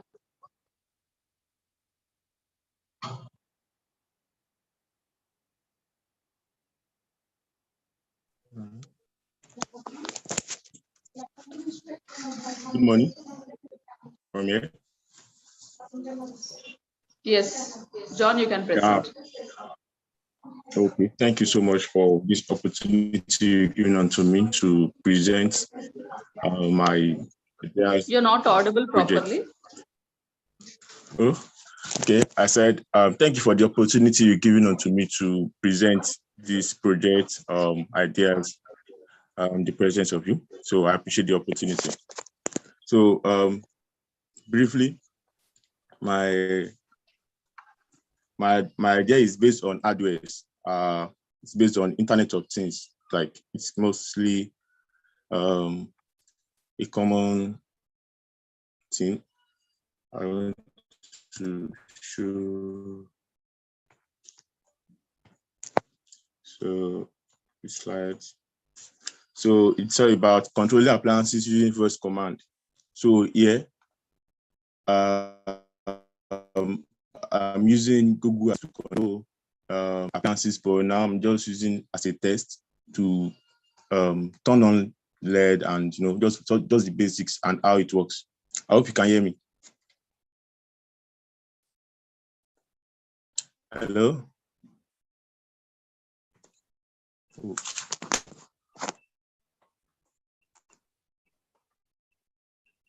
Hello. Yeah, go ahead. Yes, Carson. Okay, thank you. Okay. Now, so the overview of the project. Can you see?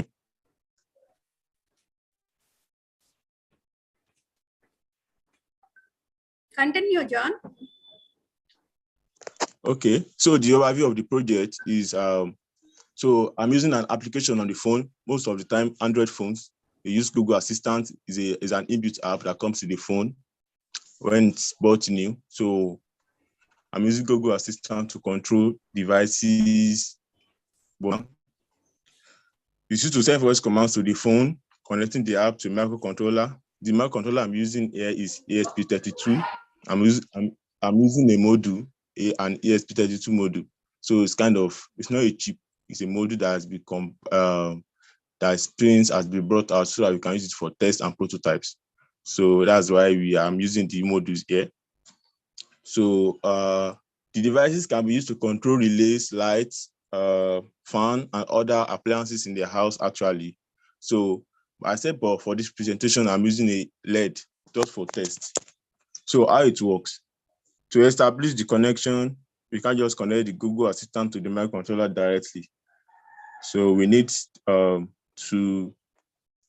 use two interface to establish the connection between the Google Assistant and the ESP32. The ESP32 is a microcontroller that we can see, that we can interact and connect our devices to. So there's a platform, online platform that has been built, so I can use the APIs and their database. It's called IFTTT, which means if this, then that. It's more like if you receive one, you send 0 or something like just command. If this happens, then do this. Just like an if statement. So that's how that works. So, and the second one is called the Adafruit.io. It's also a database.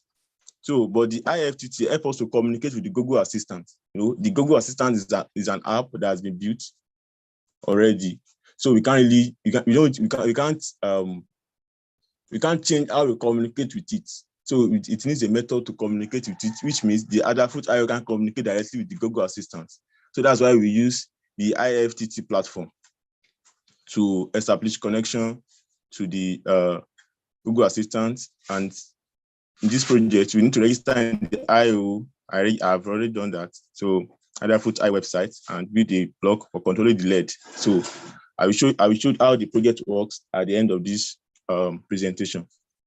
So in this project, I registered and the voice command on the Adafruit.io. So I channel from the Adafruit.io now. This is the working flow. So we use IFTTT platform to communicate with the Google Assistant. Then from there, it sends to the Adafruit.io. That's the third stage. Then from there, it's connected to the ESP32. And from the ESP32, you can use to control our appliances. That's Internet of Things. The ESP32 is a Wi-Fi enabled board that helps you to connect to the internet just by inputting your password in the code. I've already uploaded the code. The code, I'm using my phone, that's why I can't show the code right now. But I've already uploaded the code, just some simple codes. Uploaded the codes on the microcontroller, and after that, I was able to interface the LED. Yeah, interface the LED with the microcontroller, which is the ESP32. So the Adafruit.io is actually a cloud storage, as I've said earlier, so that you can connect to the internet through internet. You can use it to connect to a microcontroller like an ESP32. Just for an example, that a lot of microcontrollers are internet enabled. We have the 8266, so and also the 32 AI Thinker, and a lot of them like that. So the Google Assistant is the app on the phone. The Google Assistant is the app that comes with most of Android phones. Yeah, comes with most of, because that is a Google package that comes with most of the phones. So the Google Assistant can search the internet, schedule events, stuff like that, just to automate tasks. So just like that, that's how Google Assistant works. And also the IFTTT, as I've explained, like short term is if this, then that. IFTTT is also a website. You have a website online. I think ifttt.com also. It is also a platform which different applications and devices. Part of the applications is connecting they have a lot of applications here. So what part of them is Google Assistant and so on and so forth. There are a lot of them on the site that you can connect to control devices like that. So and services can be connected to each other to create one or several automations. Just like now, if I'm not at home, I can just simply tell my phone, turn on the light, turn on the freezer, turn this and that on. So I can easily do that. So the hardware I used here just for this test, I used the ESP32, jumper wires, and a single LED, just for demonstration, as I've said earlier. So the benefit of the project. The IoT has several benefits, and PECs can enterprise a common, make their life easy, and some of the benefits are highlighted below. It can be used to achieve customer centricity for any business or any organization. Customer is a very critical factor that needs to be always focused. So, for example, you are in a company that works that kind of make their life is easier and make operations to be faster instead of wasting time turning this up and down, monitoring the events and stuff like that. To attend to their customers, they just have to save time and use the time they will use to move up and down to do some other crucial events. So it reduces stress, of course. Internet of Things reduces stress and provide easy way of controlling appliances, especially at home. When everything is connected to the internet, you can sit at the comfort of your place and tell them what you want them to do at a particular point in time. So also provide a more secure way of doing things or running appliances at home, as I've said earlier. So that's the Internet of Things for now. Sometimes now for this project, I'm only sending command. Sometimes I can demand, like, what is the state of the light in my house? I can do that, like requesting, but now I'm just only sending out just to show that the Internet of Things, how it is connected. Actually, the ESP32 is connected to my Wi-Fi, is connected to my router. So as at that, I can just go. So for my my phone has an internet, anywhere I am in the world, I can simply put out a command that turn this on for me or turn that off. So having said that, let me try to share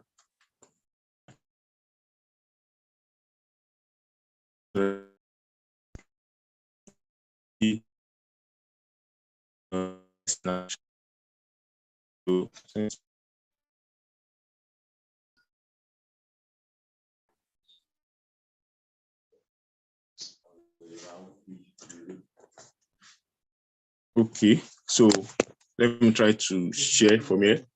I have the ESP32. Yeah, ESP32 here in front of me. So this is the ESP32 that I've showed in that slide earlier. This is the ESP32, and here I have a single LED at the moment. I think I'm using for a test. That's for now. To this device, I have to connect my phone to the Google Assistant. Connect to the Google Assistant. I also put a feedback voice on the Google Assistant to do some things for me, like when you receive the command, I can say, "Okay, Google, turn on the light." I'm looking for a way to show the device in action. Also, okay.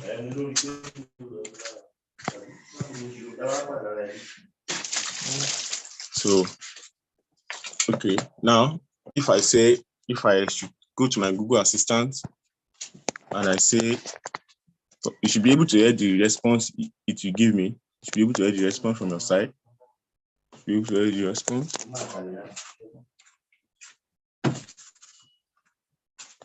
Lights on.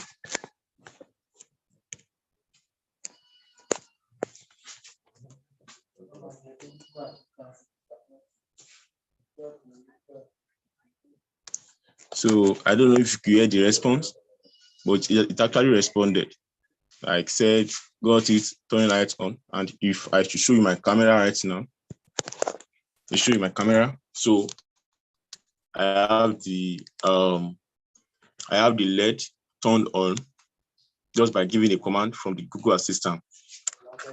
Google Assistant app that comes to the phone. So just say lights on. Apparently, sometimes you can actually give it another name, like say, what's it called? Dining lights on, or you say, living room lights off, or fan on, provided that you've the appliances will have been interfaced with the microcontrollers by some electrical circuits or electric circuit components, more like relays, or sometimes you can use transistors, sometimes we use thyrisors and some other electrical stuff, electrical components like that, just to like interface the microcontroller. Since the microcontroller is only operated on 5 volts and you are interfacing with 230 or 110 volts, you have to use like a bridge or a converter between the 5 to 230, since you can't put it 5 to 230 directly. So that's why we use relays most of the time. So now I have the LED turned on. So the LED can be anything, any appliances of our choice. So that's there. And when I want to turn it off, I just have to give the command to the Google Assistant again.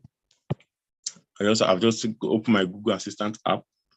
I think my video should have been paused by now. So I just say lights off. So if I say lights off, so it will respond. So he said, got it, lights off. So I made it to respond so that I can see what is. I can actually know if the light is online or not. So the device is actually off right now after giving the off command.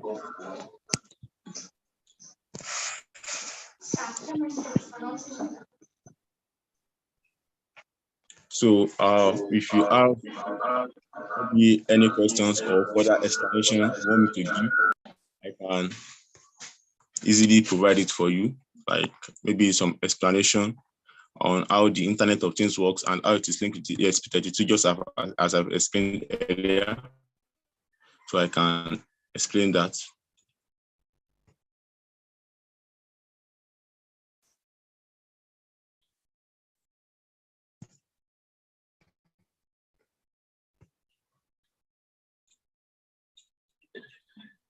Hello, John. This is Ismail. So it's a nice concept that you have displayed to us. So we can have two-way communication. Can we get like something like a telemetry kind of thing from the devices? Yeah, of course. Google Assistant is an interactive app like that comes with Google. Like if you say, if you have already programmed it, like if you ask the Google Assistant, like now, for example, what is your name? I'm very sure normally it will respond that I'm Google Assistant, this and that.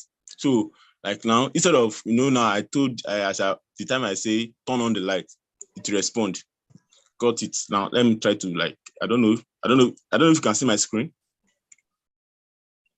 Yeah. So now I say lights off, it responded. I actually programmed it to respond to give me this kind of response, like got it, lights off. Like I programmed it to give me this kind of response. So you can actually give you some, maybe now I've said earlier, I can say what was the state of light in my house now. If you have some kind of electricity at home, or it will tell you your light is on. Or if you ask if the light is off, you can program to say the light is off. Just like our program got it, lights off, after the program has been issued out. So it responded. So the Google Assistant is an interactive app that you can talk to and get some response. Okay. Yeah, IoT has got a lot of applications, and I think it should be a good idea to commercialize your idea. Your concepts. Very good. All the best. Thank you so much. Thank you so much, John. It was a very nice presentation. So we have the very last participant, who is very, very special actually. So I wanted to give a little introduction about this person. He's a freelancer. He didn't study much. When his dad asked, when he happened to ask his dad about a vehicle, due to some financial conditions or so he didn't provide it. So he has to in his own model. He happened to actually do this project. So right now he is using it as a bike. to travel from one place to another just because his parents didn't provide a vehicle to travel. So it's not only about people reinvent with the need, but still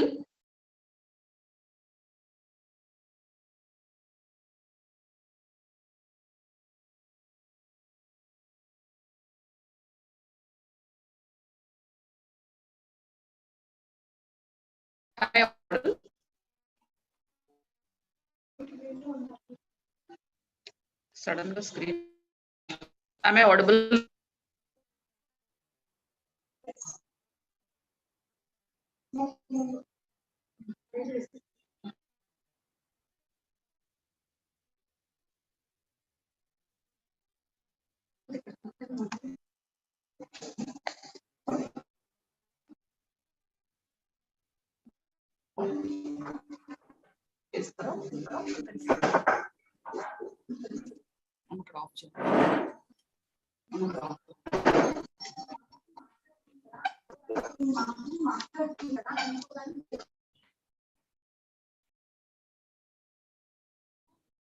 So can I have your attention one more time? So he is the person wherein he has to get through for traveling. So that is why we can see his own bike, which is designed for himself. So let's see the model.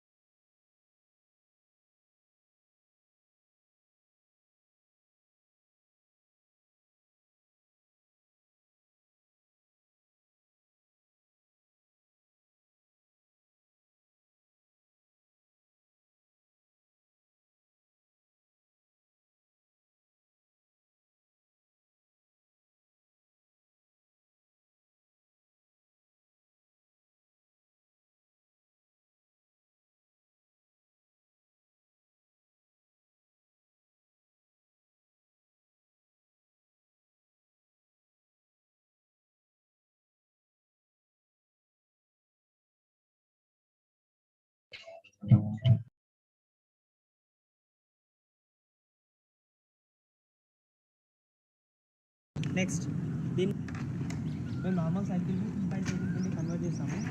So దీని function నేను explanation ఇద్దామనుకున్నాను. Right side ఇవి రెండు వచ్చి levers. ఇవి మొత్తం ఎలా అంటే సెన్సార్స్తో work అవుతాయి ఇవి.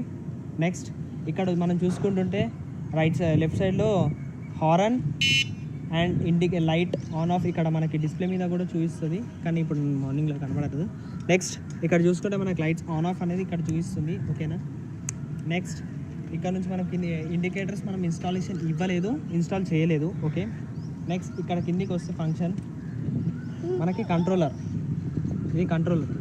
మనకి ఈ కంట్రోలర్ ఏం చేస్తుంది అంటే మనం ఇచ్చే డీసీ పవర్ని సప్లై చేస్తుంది. ఎలా అంటే మల్టీ పవర్. ఓకే.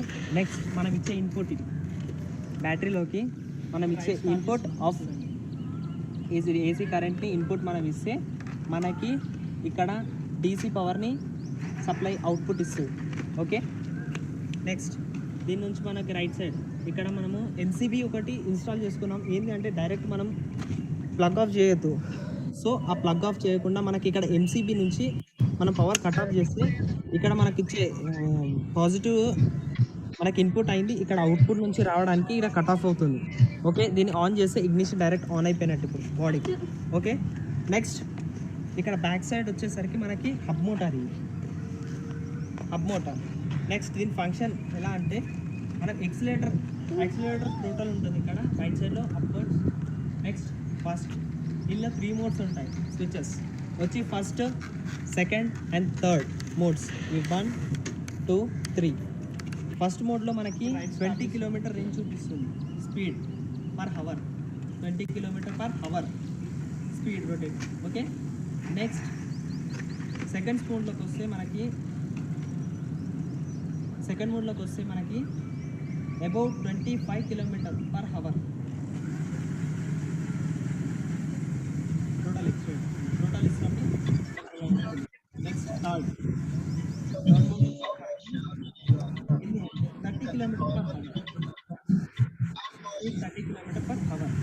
ఉంది. ఓకే,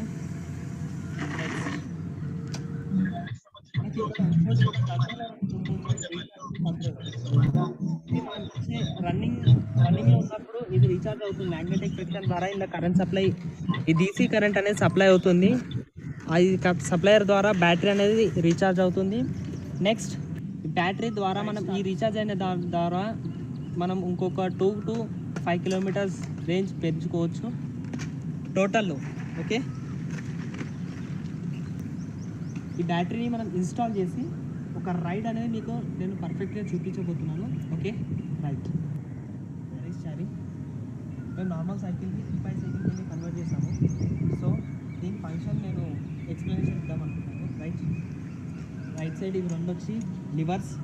ఇవి మొత్తం ఎలా అంటే సెన్సార్స్తో వర్క్ అవుతాయి ఇవి. నెక్స్ట్ ఇక్కడ మనం చూసుకుంటుంటే లెఫ్ట్ సైడ్లో horn and light. Speed 30 km/h. Okay, మనకి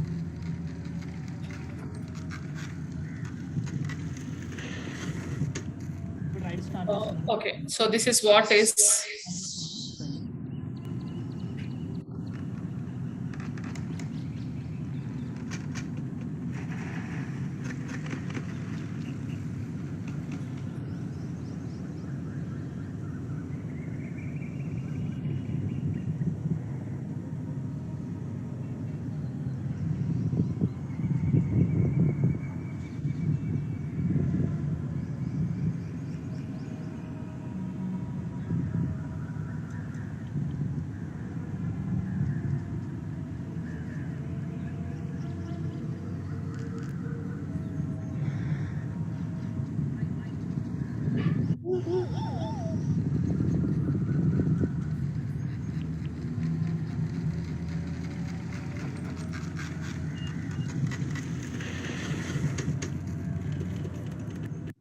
ఇప్పుడు రైడ్ స్టార్ట్ చేస్తున్నాం చూడండి.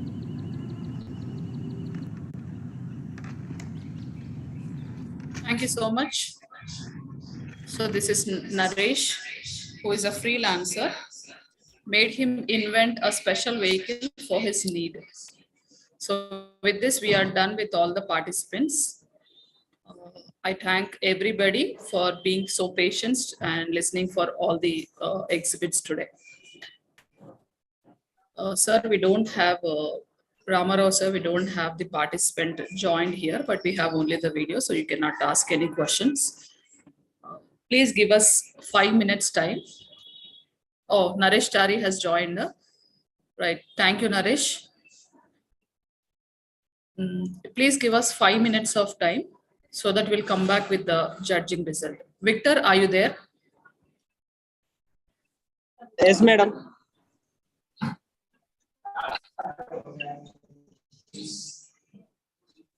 So this is Mr. Naresh. Naresh, you wanted to tell something? Naresh Chari, మీరేమని చెప్తారా?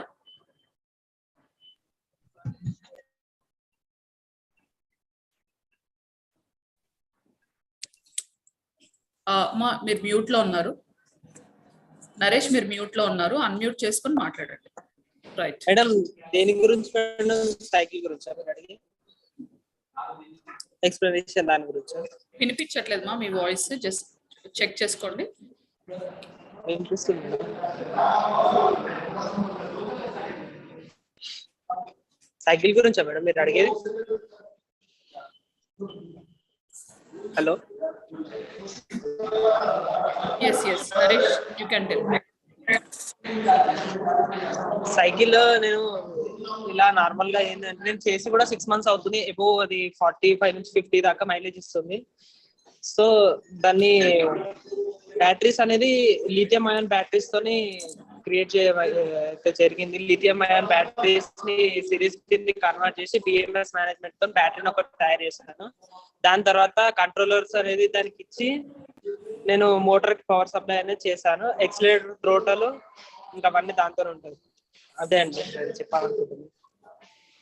Okay, Naresh, thank you. Sir, do you have any questions? Ramarao sir, you can ask him.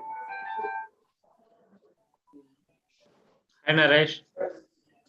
Hi, sir. Chepan, sir. Me invention is very good. బాగుంది మీ invention. Okay sir చెప్తాను.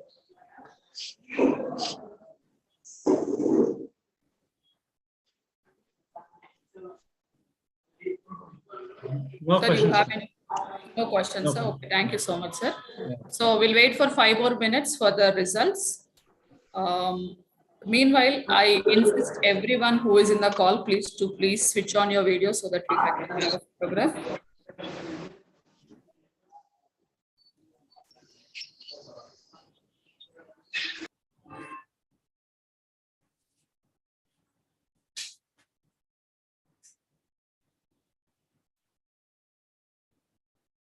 I kindly request all of you to switch on your videos so that we can have a photograph.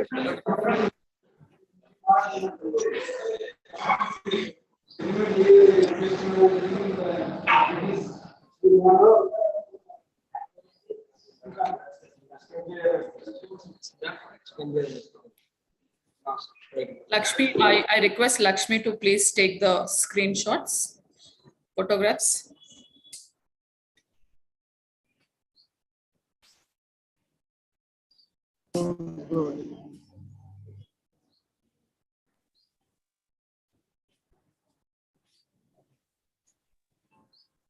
All the international participants who are in the call, kindly switch on your videos.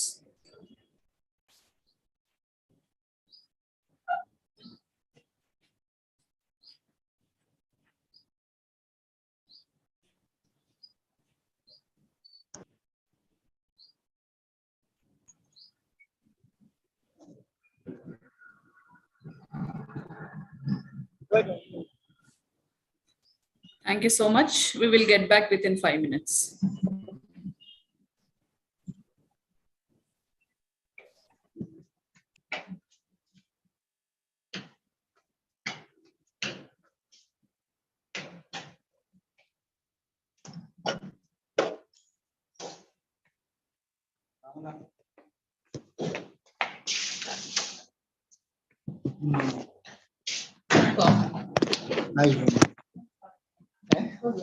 I'm calling now.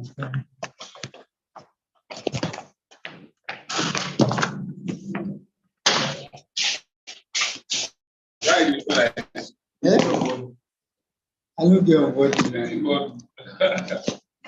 say. We have a question. I will watch it. The one day, what is saying, the community move fellow. So, my teacher put in your yava.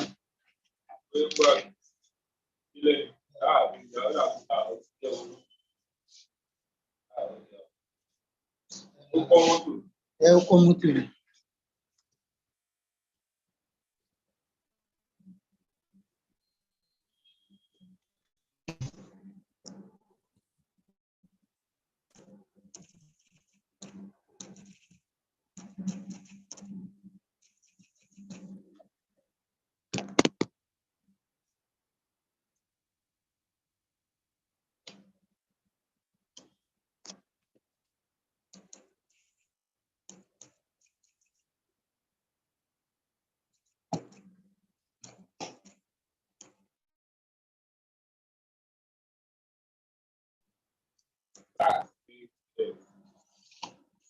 What's up now?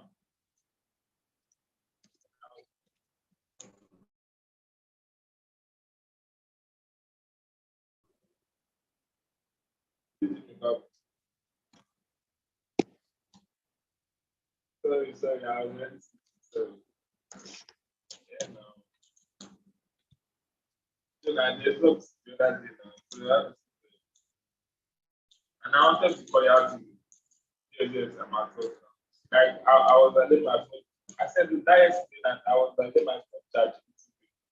I will just call you back. Then I stepped up. Yes. Victor, kindly mute yourself. Victor, kindly mute yourself. I'm trying to join from another side now. I'm coming. I'm trying to join from another laptop now. Please, can you give me some?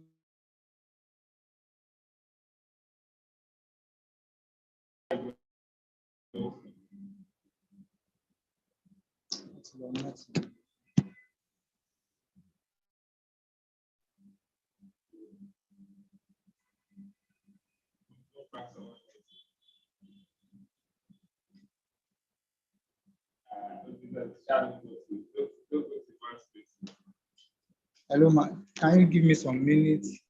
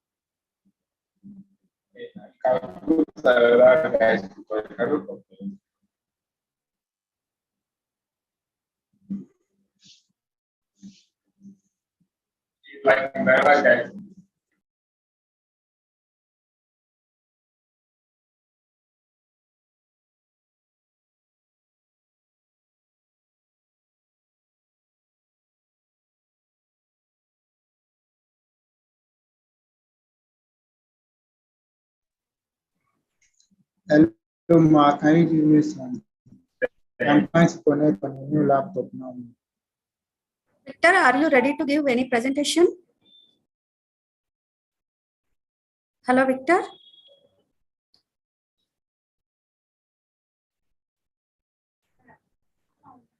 Unmute yourself, Victor.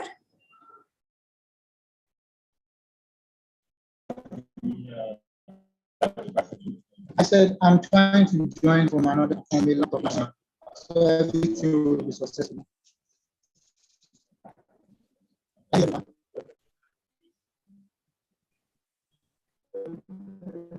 Yes.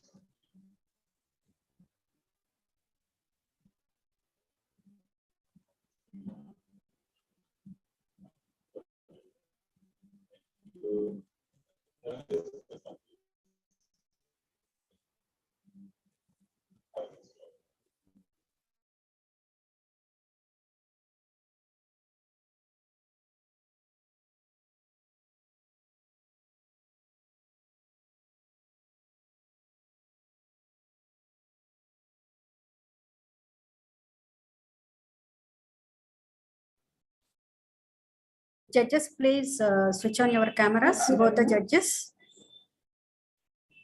Video ready, na?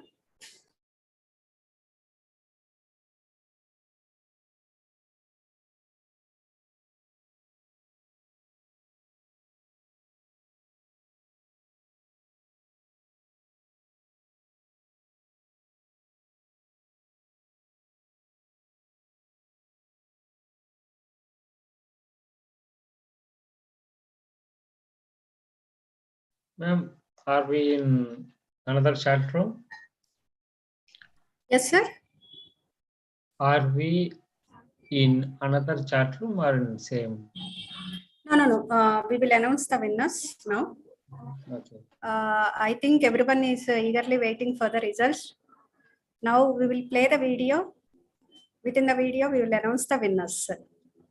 Right. All the participants are there in the call, national and international.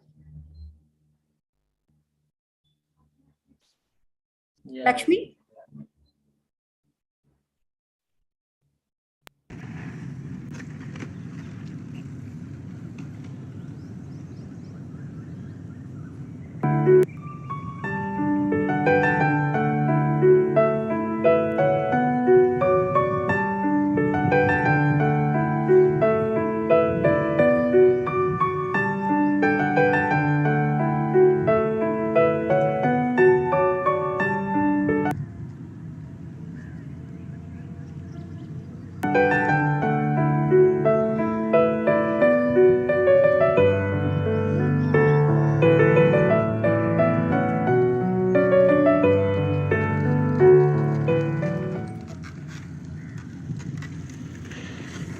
Congratulations, all the winners, national and international level. Congratulate Brian. And next one, second winner is Varalika. Third winner is Naresh Shari. Congratulations, all the winners. Now I invite Mrs. Prashanti to give vote of thanks for this session. Thank you, Latama. I'm Ms. Prashanti, Assistant Professor, Department of MCA. It is my privilege to give vote of thanks on behalf of MCA Department, St.Ann's College for Women. First foremost, I would like to thank Almighty God for providing good health and showering His blessings upon all of us to conduct this IT Exhibition 2022 session. Next, I would like to thank our principal sister, Dr. Sister Amrita, who guided and gave her continuous support. Our heartfelt thanks to our principal sister. I would like to express our sincere thanks to our judges, Mr. Rama Rao, lead programmer for California Healthcare from Sacramento, California, and Mr. Syed Ismail, co-owner at Informatics Private Limited, Hyderabad. A very hearty thanks to both of you, sirs, for gracing your presence in the session and your judgment on the models. Your appreciation means a lot for all the participants. Once again, we thank both of you. I thank all the participants from international and national level for the willingness and the involvement to exhibit their models in this event. We thank you all for being with us. All the models and their presentation levels are very good. Good luck to you all and God bless you all. Special thanks to Miltech Canada for collaborating with St.Ann's College for Women. I also extend my thanks to our HOD ma'am, Ms. Pushpalata, and all our team, Ms. Lakshmi, Ms. Joycey, and Ms. Madhuri, for their enormous cooperation in the organization of this event. Once again, thank you all on behalf of MCA Department, St.Ann's College for Women. Thank you once again.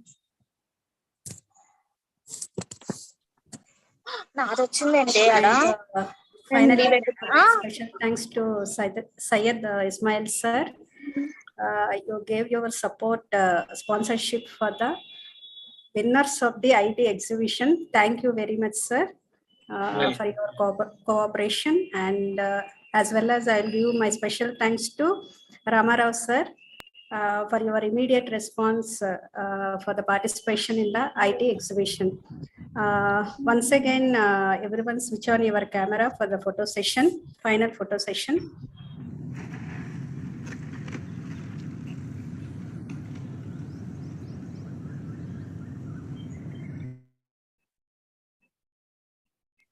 All the girls and participants and judges and our beloved faculty members, switch on your cameras for the photo session. Lakshmi, can you please take the photos?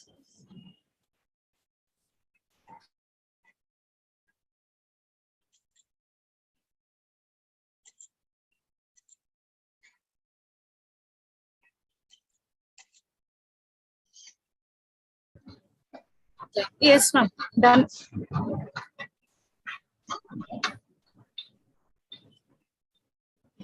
Thank you. Actually, everyone is waiting for what are the cash prizes for the winners. Now we will intimate the cash prizes. First prize, winner cash prize is 3,000. Second winner cash prize 2,000. And third winner cash prize 1,000. Congratulations to all the winners of the IT exhibition. Thank you, sir. Thank you so much. We will wind up the session with the national anthem. Sir, do you want to share your experience about IT exhibition? Syed sir and Ramarao sir.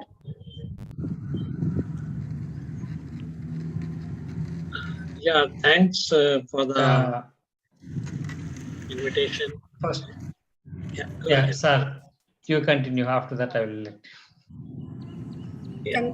Kindly give your impressions of IT exhibition. Yeah, it is very well organized. Syed And, sir and Ramarao sir. yeah, are you able to hear Your me? voice is not audible, sir. Syed sir. Are you able to hear me now?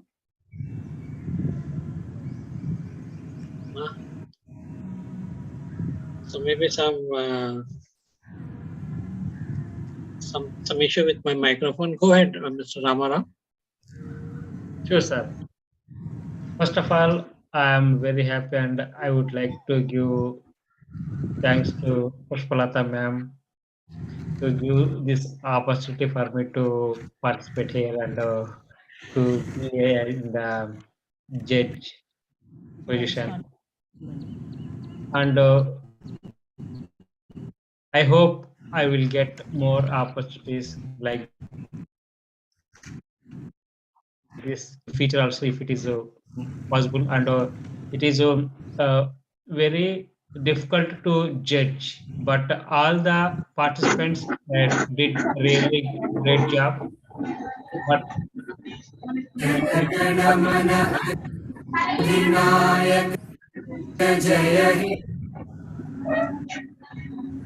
Sir, continue. but finally we have to select one. But all others please don't disappoint. Hard work and wish you a great success for all of you. Thank you. Thank you, sir. Ismail sir. Few words. Yeah, so it's a very good opportunity for everyone, for all the participants and even for the judges to know what the young generation is thinking and doing. And I would certainly encourage all of you to learn from the winners and see what they have done right. Okay, and don't get disappointed. It's just a learning phase, and you have to devote more effort and time. And the success will always come to you.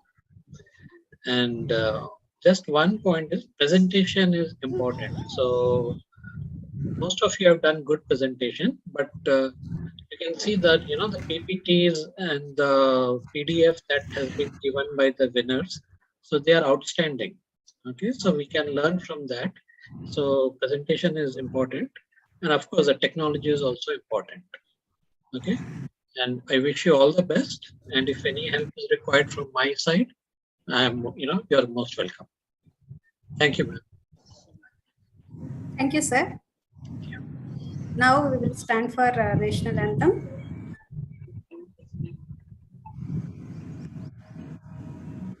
जनगण मन अधिनायक जय हे भारत भाग्य विधाता पंजाब सिंध गुजरात मराठा द्राविड उत्कल बंगा विंध्य हिमाचल यमुना गंगा उच्चल जलधि तरंगा तव शुभ नामे जागे तव शुभ आशीष मांगे गाहे तव जय गाथा जन गण मंगलदायक जय हे भारत भाग्य विधाता जय हे जय हे जय हे जय जय जय जय हे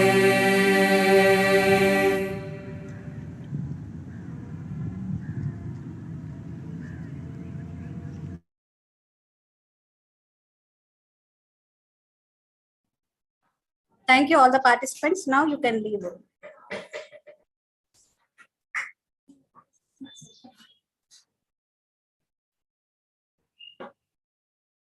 All the faculty stay back in the call.